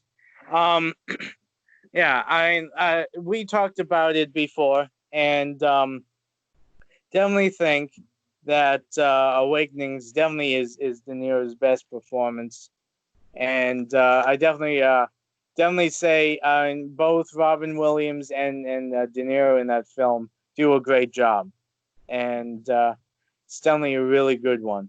Rest in peace, Robin Williams and Penny Marshall, who directed it. Yeah, Penny Marshall also directed that. Yeah. Laverne and Shirley yourself. What did you do? What do you have for yours? Well, I actually picked a film with one of the actors I enjoy, Yes. Mr. Nicolas Cage, Ooh, very nice. and I picked The Rock. Okay, Rock's a good flick. Yeah, I picked The Rock. Well, that because Nick Cage is in it. Also, Sean Connery, another actor I really like, is in it. So it was kind of a twofer, in my opinion. Yeah. But yeah, I really like The Rock. Between you and me, my favorite Michael Bay movie ever. Mm-hmm. Yeah, I just really like it. It's you got some great lines with Nick Cage. You also have Tony Todd in it. Classic. Yeah, and yeah, and Ed Harris. Yeah, I mean, you had a lot of great actors. It was action. It was comedy. Uh, and like I said, I think trying to think. I think The Rock might have been the first movie I saw Nick Cage in, which I really kind of gravitated towards him. That Yeah. I really started to like what he did, and then started to watch other stuff he did after that. But yeah, The Rock definitely is a movie I definitely like that he's in. Yeah, The Rock's good times. Criterion put out a version of it. So, next up. Next up is a movie from a director that is living that you like.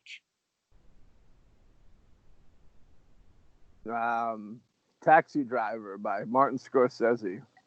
Ah, good one. I have to admit, I'm not surprised. I was waiting for old Martin to show up. I think I should put him in here somewhere. Yeah, Taxi Driver is definitely a good film. I love it. One of my I think my favorite film of all time, actually. Yeah. Yeah. Well, for me, I mean, there's a lot of directors I like. I decided to go with Tim Burton on this one. Very nice. And, I picked Sweeney Todd. Okay. Yeah, I mean, I really enjoyed it, and I think the big thing is I really enjoyed the style. I mean, the thing with Tim Burton is I like his films, but I also love his style.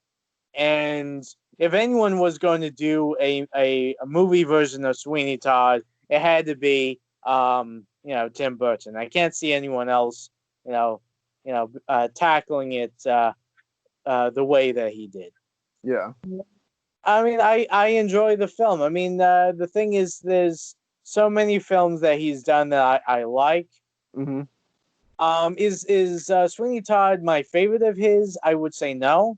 I picked it simply because I've talked about a lot of his other stuff, and I don't think I've talked about Sweeney Todd yet. But I definitely recommend people checking out. It's if they haven't. Great music. I think Johnny Depp and Helen Bonham Carter put in a great performance, and you got the great Alan Rickman, playing such a devilish evil character. You can't beat that. And also for anyone out there that's watching this that is a Buffy fan, there is actually a cameo in that movie from Anthony Stewart Head, known as Giles from the Buffy TV series. Yeah. He actually, it's funny because it's so random. Literally in it, it's after Sweeney Todd shows up, Sacha Baron Cohen, the other barber, Mm-hmm. he's walking through the street, and the guy comes up and says, "Oh, you're a barber. I need a shave. Where are you guys located?" And then Helen Bonham Carter gives him the address, and the guy who asked the question is Anthony Stewart Head, and that's the only time you see him. But I thought that was kind of cool. Yeah. Okay, now number 20, a movie that that really kind of inspired you? I mean, in our case, inspired you would be a director, me would be an actor. Well, I mean, the two movies that inspired me the most to make films, it was both Taxi Driver and the Toxic Avenger. So, like I already mentioned them, or should I try and think of something else, or is that those two? Well, work, I mean, so? if there's another movie you want to toss in that you think also helped, well, I'll explain why. Instead, I'll just explain why they're both inspired. Toxic Avenger inspired me because it showed me that you don't need, millions of dollars to make a film that's entertaining. And yeah, Taxi Driver was a film that when I watched Taxi Driver, that had my mind state was such Travis Bickle like that it was like an eye-opening experience in a way where I related. I think the most I ever related to a character was to Travis Bickle at the time, and the way that he's like a vigilante and kind of goes and gets redemption and stuff. It was very therapeutic for anybody that kind of has felt like him, and it was just very rock and roll, rock star type of film. You know what I mean? I could also say the same thing for a film like Natural Born Killers, where you watch it and you just kind of feel cool watching it. You know what I mean? And it gives you, you know what I mean? It has that. I like those darker movies, anyways, as you know, and so like in violence, I like violence and stuff. All those things you're not supposed to like anymore, and and then those movies had all that stuff and the dark humor, and I just felt like it was really Taxi Driver was really right up my alley, and it really just made me feel cool just to watch. Just to watch it made me feel cool, and I said, wow, like the power that this filmmaker had to be able to make the audience feel this certain way and relate, I thought was really good. So I think those two movies were my biggest influences on film. And then Natural Born Killers, I'd say just the style in it was incredible. And, a lot of people kind of give it the nay because it was such a violent movie, and it is. It's a really violent movie, but it's kind of it makes you wonder what's more violent: the people killing or the media around it that are glamorizing and promoting it. And it's very with the times. Like I think Natural Born Killers was ahead of its time as a film written by Quentin Tarantino. People don't really know. Yeah. He wrote the original script. But I think that that's one of those, and you bring that movie up, and people almost look at you weird because it's like, why it's a movie about kind of serial killers. Like, why do you like that so much? And there's so much more. There's so much more to that movie than just the killing, and you know what I mean. There's so much, society and in relationships and mental illness, and there's so much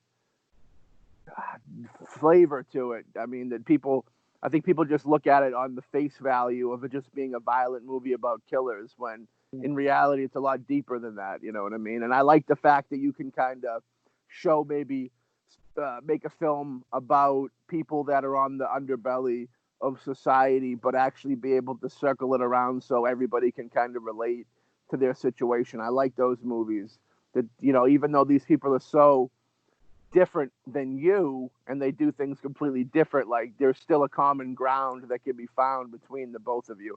And I like that aspect of films. Yeah. Well, for me, I have to say, it was One Flew Over Cuckoo's Nest. Yeah. And the main reason for me was, I think it was the first movie I watched that made me think that I could actually be an actor. Yeah. Why so?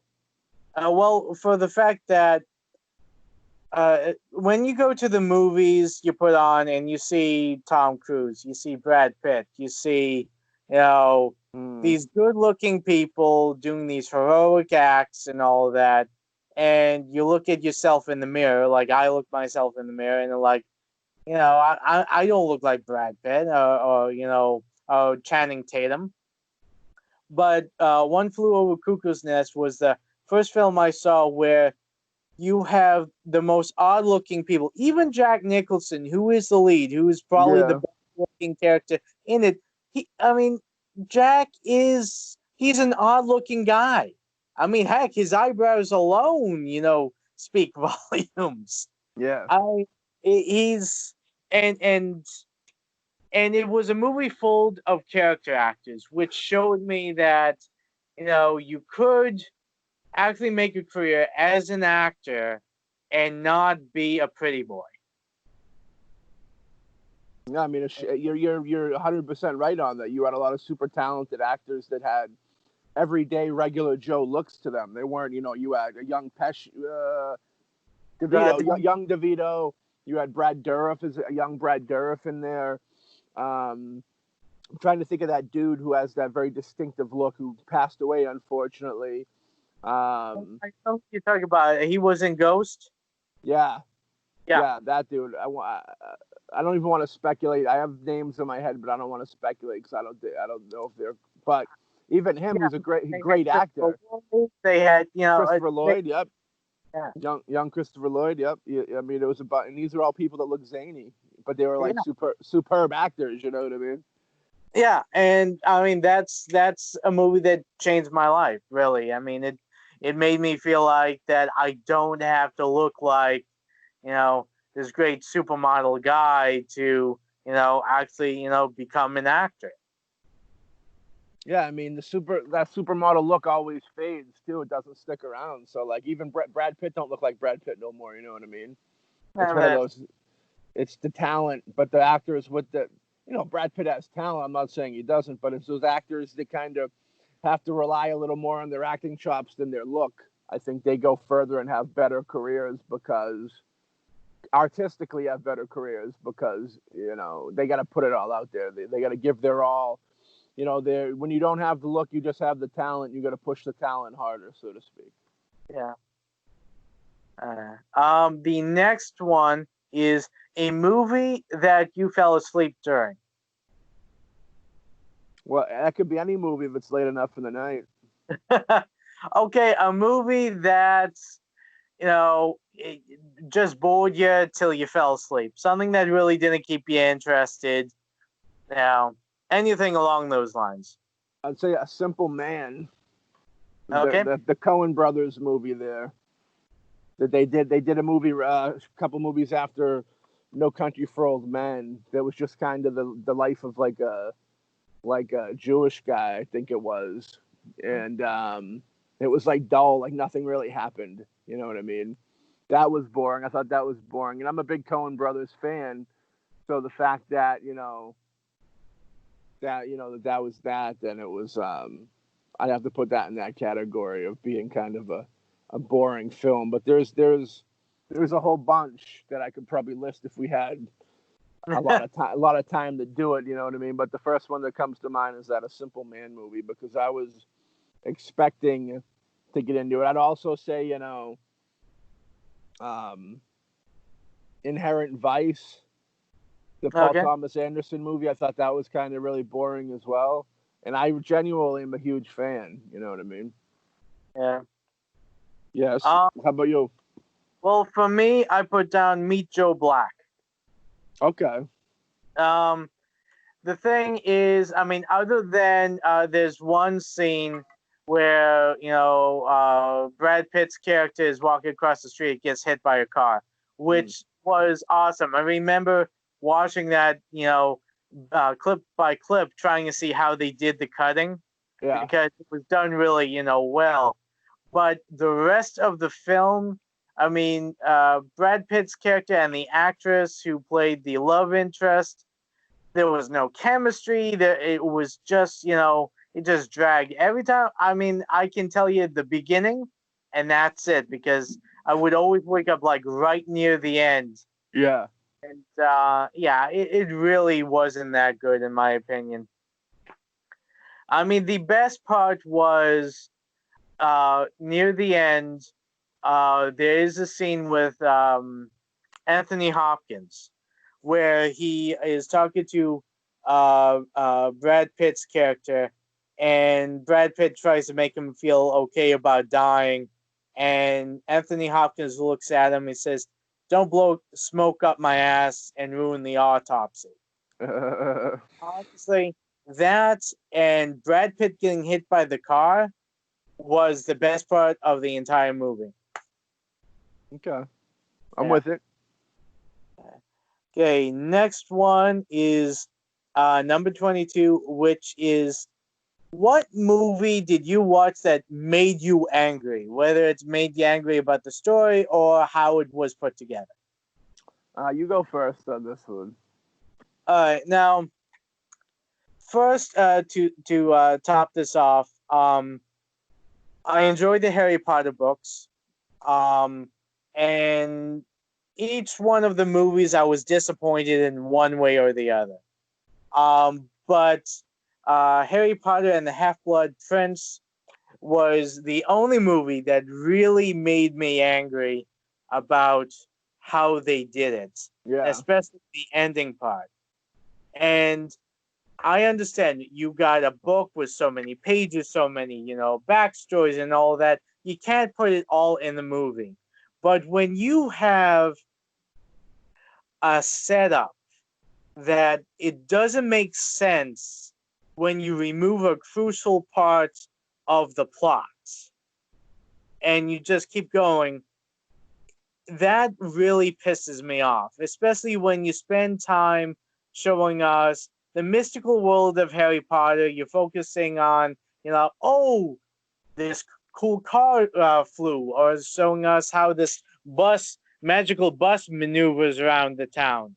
I mean, yeah, they are cool things to do with special effects, but they have nothing to do with the story. And when you focus on those kind of things, and then, important plot points are removed from the film, so you can have a little more, even especially when the plot point itself, you could have used a lot of special effects and had a lot of fun with that within itself. There's a part where the entire thing is setting up. You got the Draco Malfoy character. He's sneaking around Hogwarts, and he's trying. And in the beginning of this film, he's pretty much given the job that he has to kill Dumbledore. Okay, and there's a point where Alan Rickman as Snape, takes on this binding curse with Draco's mother, saying that I will make sure that Draco doesn't have to kill Dumbledore, because of course, his mother might, be following Voldemort, so he doesn't want her son to be, a murderer. Okay, any mother doesn't want to do that. Right.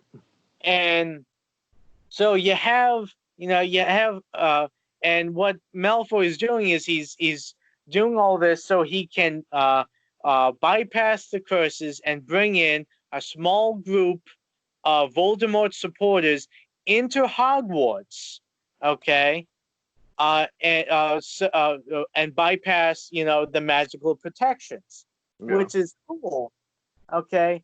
He does that. They come in. He's kind of, they look at him. Dumbledore shows up and kind of looks at him like, you know what you have to do. You have to kill Dumbledore. Snape comes up, and Snape kills Dumbledore, so Draco doesn't have to. And then they leave. Now, in the book, the thing is, the bringing the people in was to take over Hogwarts.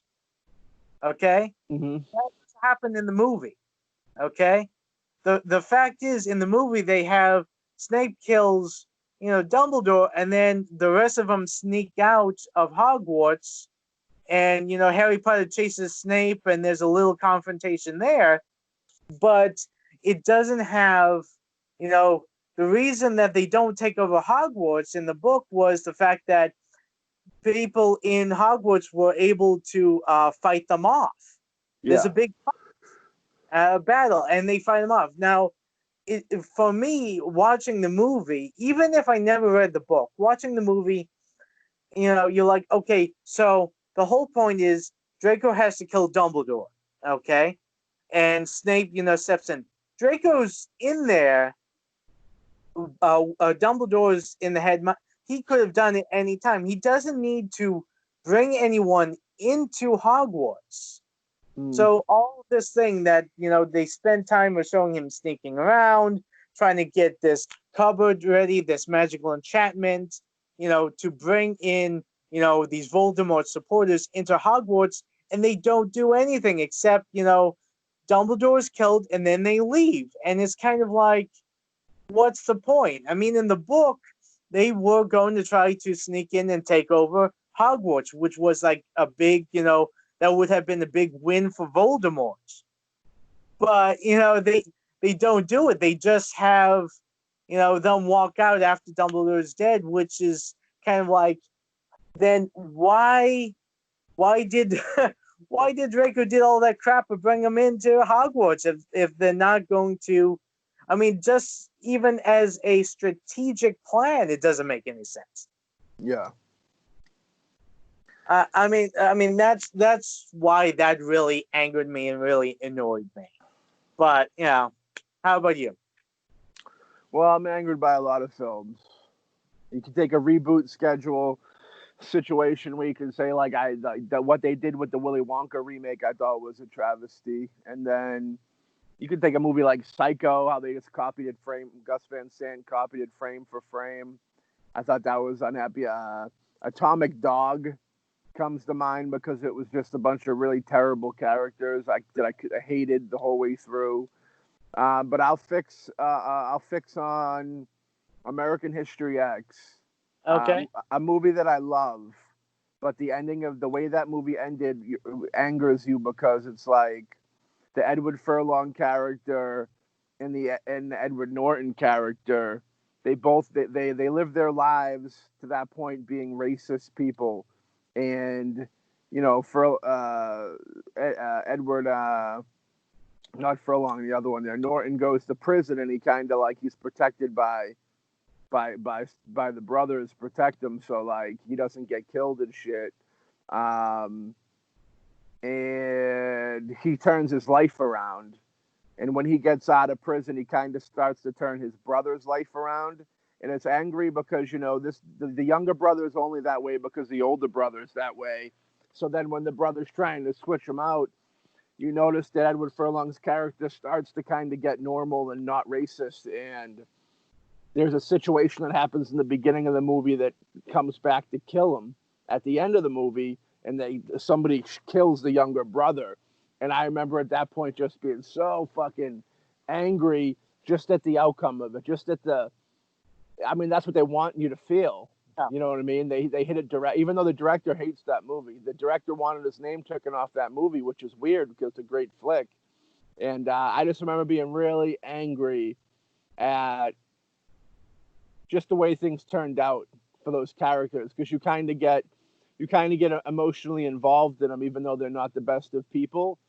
But then when they realize their faults and they try to fix them, and they're gradually building their way back into being like good people, when he gets snuffed out before he can kind of fully transcend into like being a good person. I was angered by that because it's almost like that you're so close to the light, and then right before you get there, you're just snuffed out, and that's upsetting, very upsetting. So like that made me angry. I didn't break the windows out of the house or anything when I seen it, but I was just like, that stuck with me as like you know what I mean? I understand. Yeah. Now the next one, a movie that you like from a director that has passed away. The Shining by Stanley Kubrick. Not surprised. I knew Stanley was going to make an appearance. I got to put him in there somewhere. Just about every Kubrick film is great, the best. Yeah, his whole catalog's great, and he's passed. How about you? For me, I picked actually Alfred Hitchcock. Okay. And I picked The Trouble with Harry. Now there's so many films that he's done that I like. Yeah. I picked Trouble with Harry for the simple fact that not a lot of people know about it, and it's the only film I can think of that he's done which is a comedy. Yeah. It's a dark comedy, but it is a comedy from beginning to end. And I mean, it's dealing with, you know, these people, this little group of people that find a dead body, and each one thinks that they might have been the one who actually killed him, by accident or by just being surprised and hitting him with like a rock or something. And at the end, they find out that he died of natural causes, and it's just funny. They're moving the body, they're burying the body, they dig the body back up, and at the end they finally dig the body up, they leave him out and let him get discovered. It's a lot of fun, and a lot of great performances in it. Edward Gwynn, no, I forget the guy's name. The guy who played Santa Claus in the original 34th Miracle on 34th Street, he plays one of the characters in it. Okay. Yeah, and actually the guy who was the voice for Charlie and Charlie's Angels, the TV series. Not Bill Murray? No, not that's Bosley. No, in the Yeah. original TV series, Yeah. he actually plays the lead guy in that. It's really good. Definitely recommend anyone to check it out. I'm with it. Okay. Next one is a movie that you wish you saw in the theater, but you did not. Oh man, there's so many.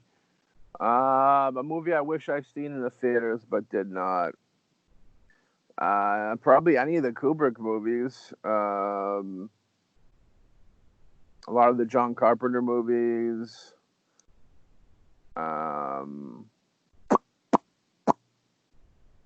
Trying to think if there's an official. I mean, I could say Taxi Driver. I never seen Taxi Driver in a theater. Yeah. Yeah, any of those movies. We'll say A Clockwork Orange. Okay, that's a good one. Just to see the reaction to it. It's one of those movies. I did get like The Exorcist. I wish I could have seen The Exorcist when it came out. I've seen it in theaters later in life when they did the reissue. I went to theaters to see it, but I would love to have seen whatever came out, 1969 or 68, whenever it dropped. Maybe even it was 70. Maybe it might have been the 70s. I think it was the 70s. I don't know what I'm thinking. But I would love to have seen it with an audience because that was such a shake you up movie, especially for where religion was more prominent and people respected religion a little more back then. So when you had these really blasphemous visuals like the crucifix masturbation scene and some other shit that was really just the way it looked, that's from a time when I think people were fainting in theaters and running out of theaters and protesting. So I would probably like to see one of those. I know Clockwork Orange had its protests and such. So it'd probably be one of those movies that I'd go with Clockwork just because it was controversial at the time, and I would like to have watched it with the audience. You know what I mean? Yeah. How about you? Now, the reason I want to watch this in the theater simply was the fact that, when I saw it, it was on the TV. And the reason I didn't watch it in the theater was everyone made such a big deal about it. The hype was so huge that it actually turned me off. That's how bad it was. And that was the movie Avatar. Okay. Honestly, I wasn't invested in the movie. I didn't think it was as great as everyone hyped.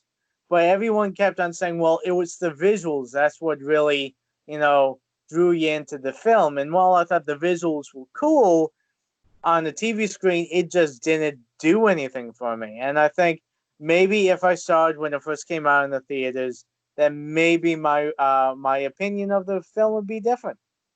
Yeah, because it was made for like IMAX 3D, wasn't it?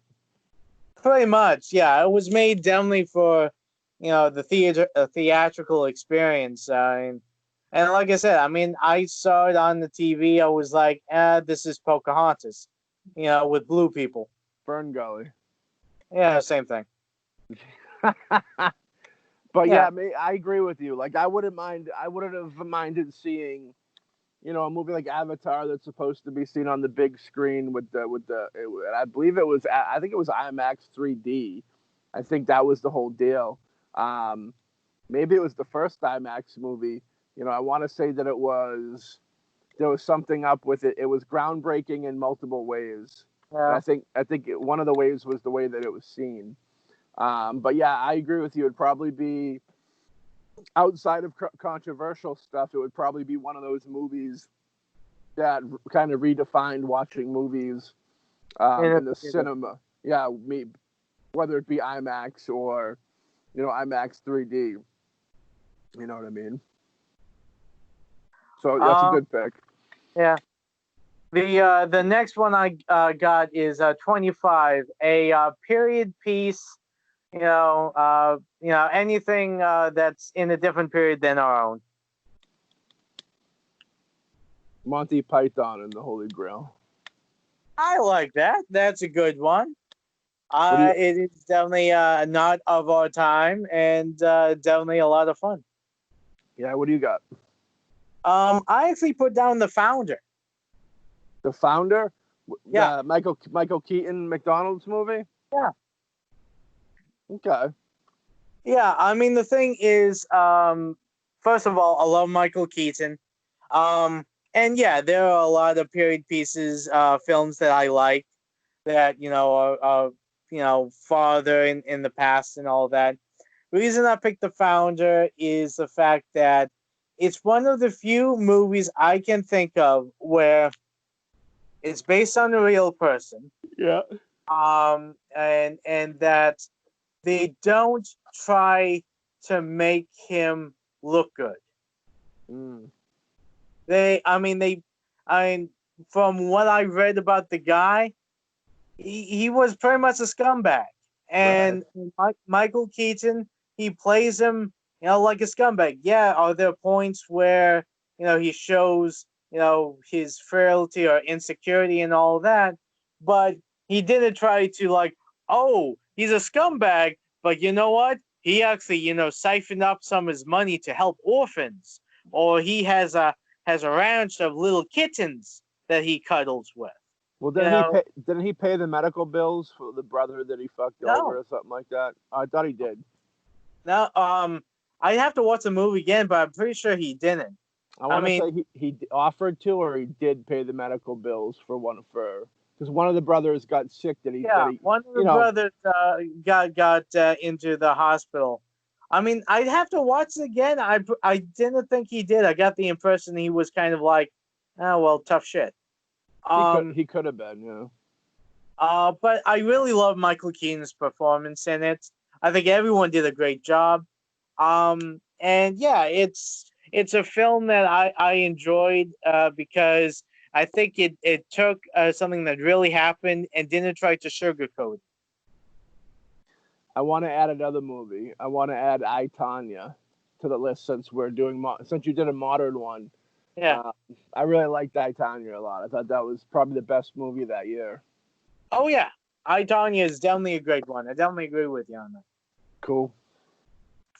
Next one is a film that is adapted from a book or any other media. Whoo! Shit. Yeah, I could go Willy Wonka on that because of the book aspect. We'll say I'll put in The Witches by Roald Dahl. I like Roald Dahl a lot. And The Witches is a movie that is a children's movie, but like it's super scary. Like it's one of those children's movies that you watch and it's like actually really horrifying. It's like even as an adult you watch it and there's some really creepy things in it. So I'll say that. I'll say Roald Dahl's the witches. Uh, How about you? for me, I put down as probably no surprise to you, Lord of the Rings, Fellowship of the Ring. Yeah. And I really think the Lord of the Rings, the first three movies, the first one, because I really think it's well put together and starts the story off right.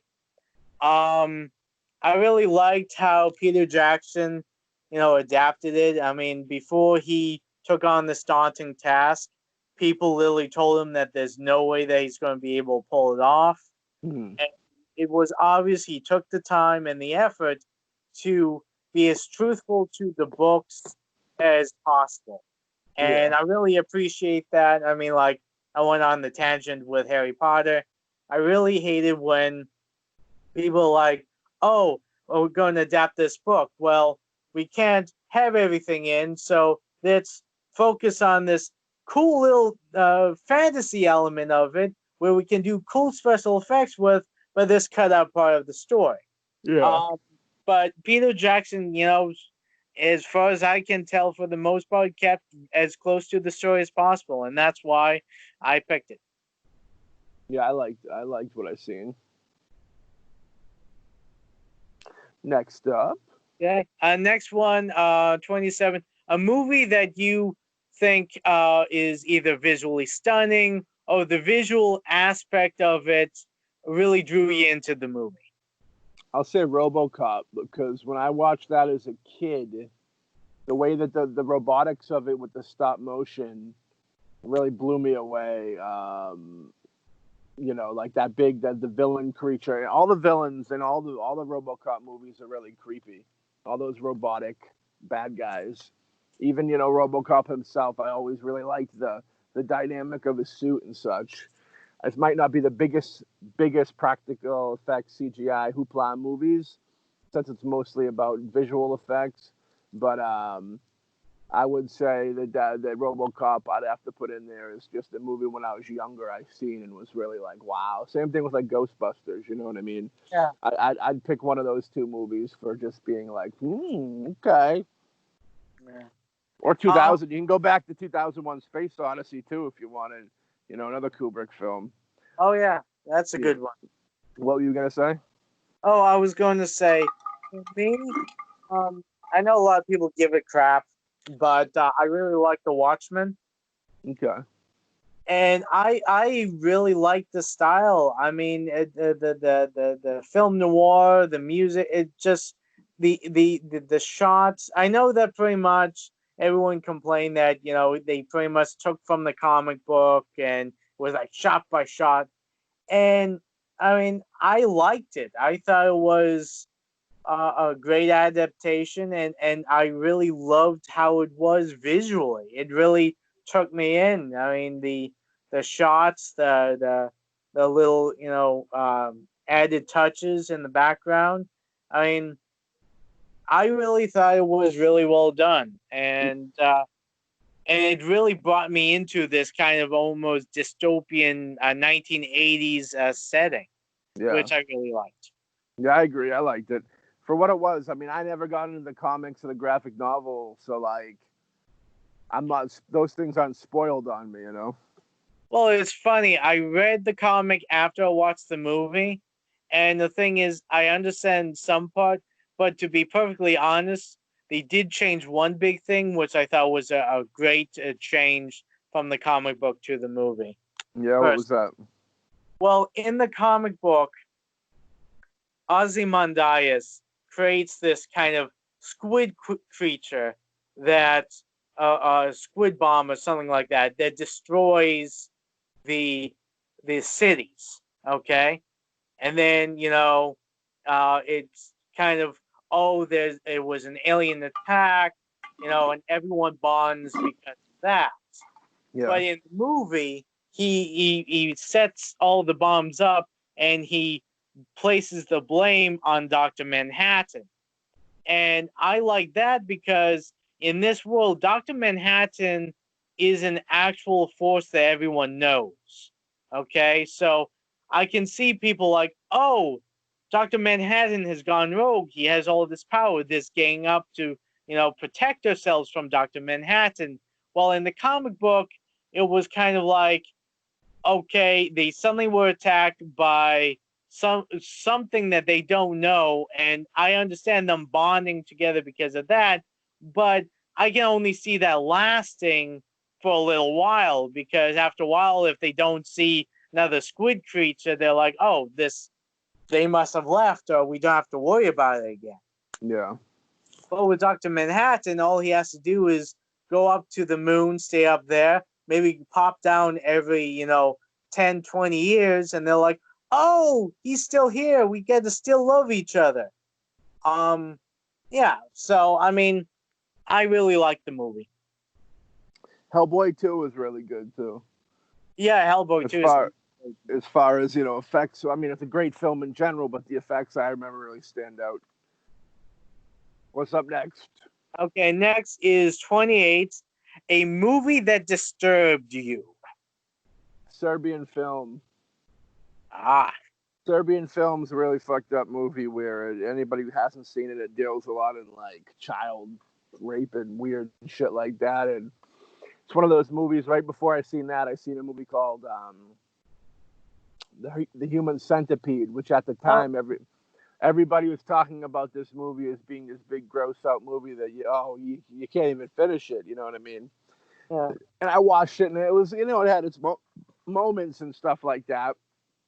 And I was like, yeah, that's kind of like unsettling.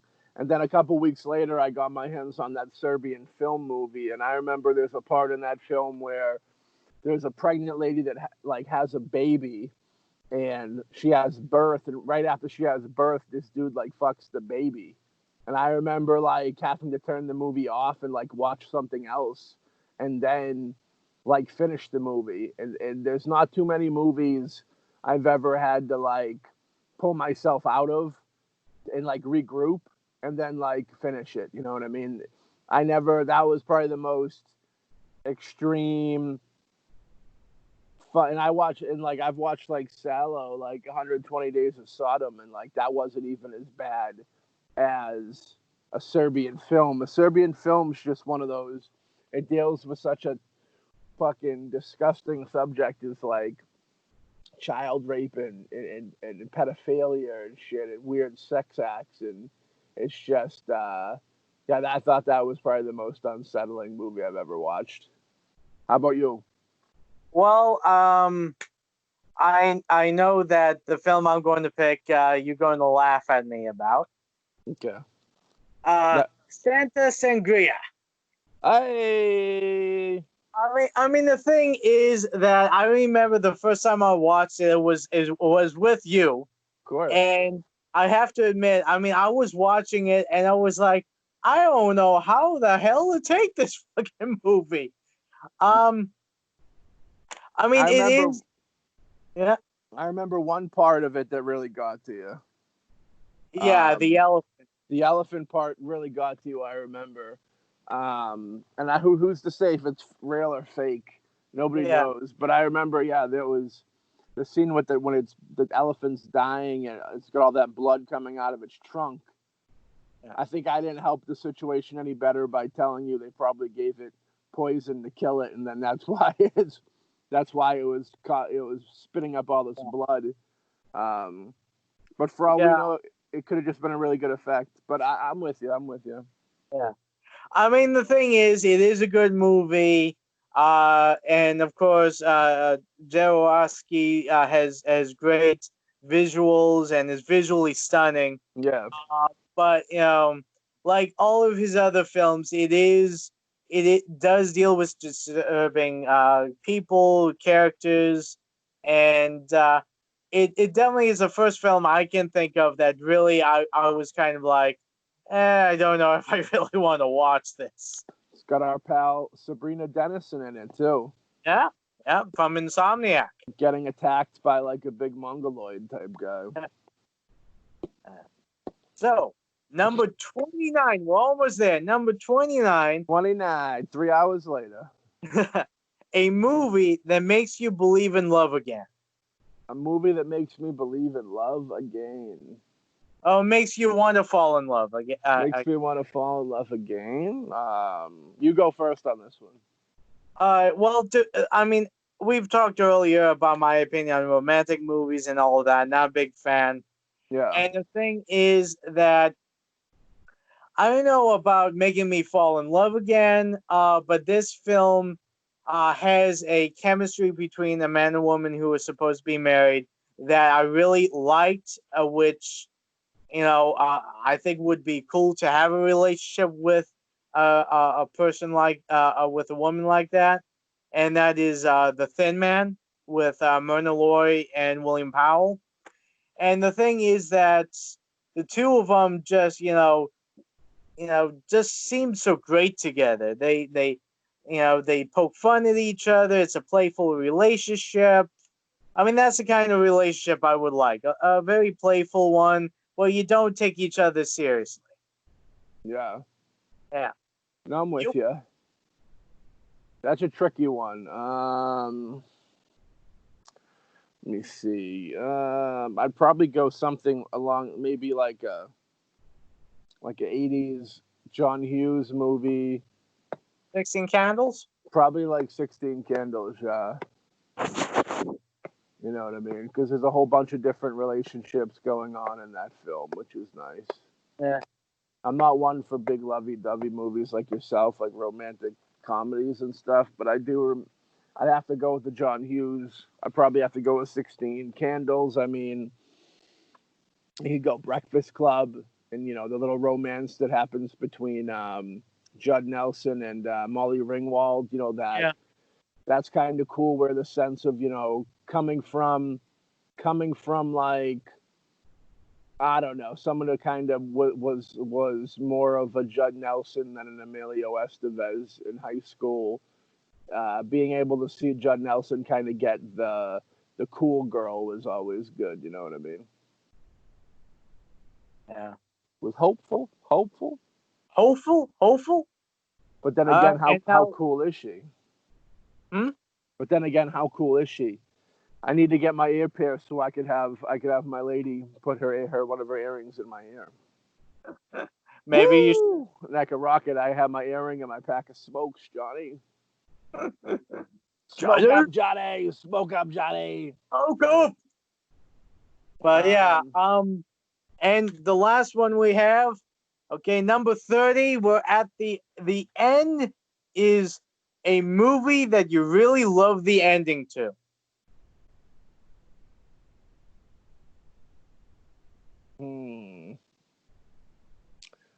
There's so many. Let me try and a movie I really like the ending to. We'll say I'll go out on a weird, obscure movie, and I'll say John Carpenter's Escape from L.A. Okay. And it's because it ends with Snake Plissken, who is very badass, and even though he saves the world, he's still like, he has the microchip thing with all the knowledge on it and such, and he breaks it, if I remember correctly. And when he breaks it, all the electricity and everything, all the power goes out on the whole world. So it's kind of like he saved the world, had the whole world in his hand, and then crushed the world himself, so to speak. You know what I mean? Nice. Which I always thought that was fun and very badass. And he says, "Fuck you, I'm going to Hollywood." I like that. Yeah. How about you? Me? Shawshank Redemption. Okay. I really love this movie. And I really love the ending because especially throughout the entire film, you feel so sorry for, the Tim Robbins character, the Morgan Freeman character. And I mean, the film really builds you up where you have so much empathy that all you want is those two to get a break. And also the warden is so despicable with Clancy Brown as the guard. I mean, you so want to see them suffer in one way or the other. I mean, admittedly, the warden gets out easy because he was a loser and he shot himself. But it was one of those things where you still had that good feeling in your stomach where it's like, you know, a useless piece of garbage is taken care of. It takes a lot to shoot yourself, though. When you think about it, why did he shoot? Why did he shoot himself again? Well, because all of his schemes and all of that, Dufresne, Tim Robbins had sent to the newspaper, and they published it. So the cops were coming to arrest the warden, and they had already taken away Clancy Brown. Yeah, he shoots himself in his office, right? Yeah, he shoots himself in the door's locked, and yeah, I remember now. Clancy Brown's a great actor too. He always intimidated me as a youth, as a kid. Oh, yeah. He's got a great look, and he's a great actor. Have you ever seen Pet Sematary 2 by any chance? No. He plays like the villain in that, and he's like this really sinister type character. You'd probably dig it. That's a movie that people fucking hate. That is actually pretty good, I think. Yeah. Actually, it's funny. On the animated Justice League, he actually voiced Lex Luthor. I can see that, yeah. But yeah, I mean, it's a movie that, you know, you have characters go through so much, and you see them, you know, at the end, you know, meeting up and finally able to get on with their lives. And it's just so satisfactory at the end. So that's why I just love the ending. Yeah. No, it's a good flick. Stephen King, written by Stephen King. Yeah. Mr. Stephen King. Stefan, yeah. And we got one more? No, that's actually the last one. There's no 30? Oh, that was 30. That was 30. Okay, I thought that was 29. Cool. Well, I enjoyed that. Did you enjoy that? I enjoy that too as well. Since I'm afraid to even guess how long this has gone, probably 2 to 3 hours. It depends. Yeah, it's like 3:30 now. So when did we start this? Like 12:30. So yeah, it's been so either way, Matthew Fisher and Alexander just have one thing to say to you, and that is peace. Peace.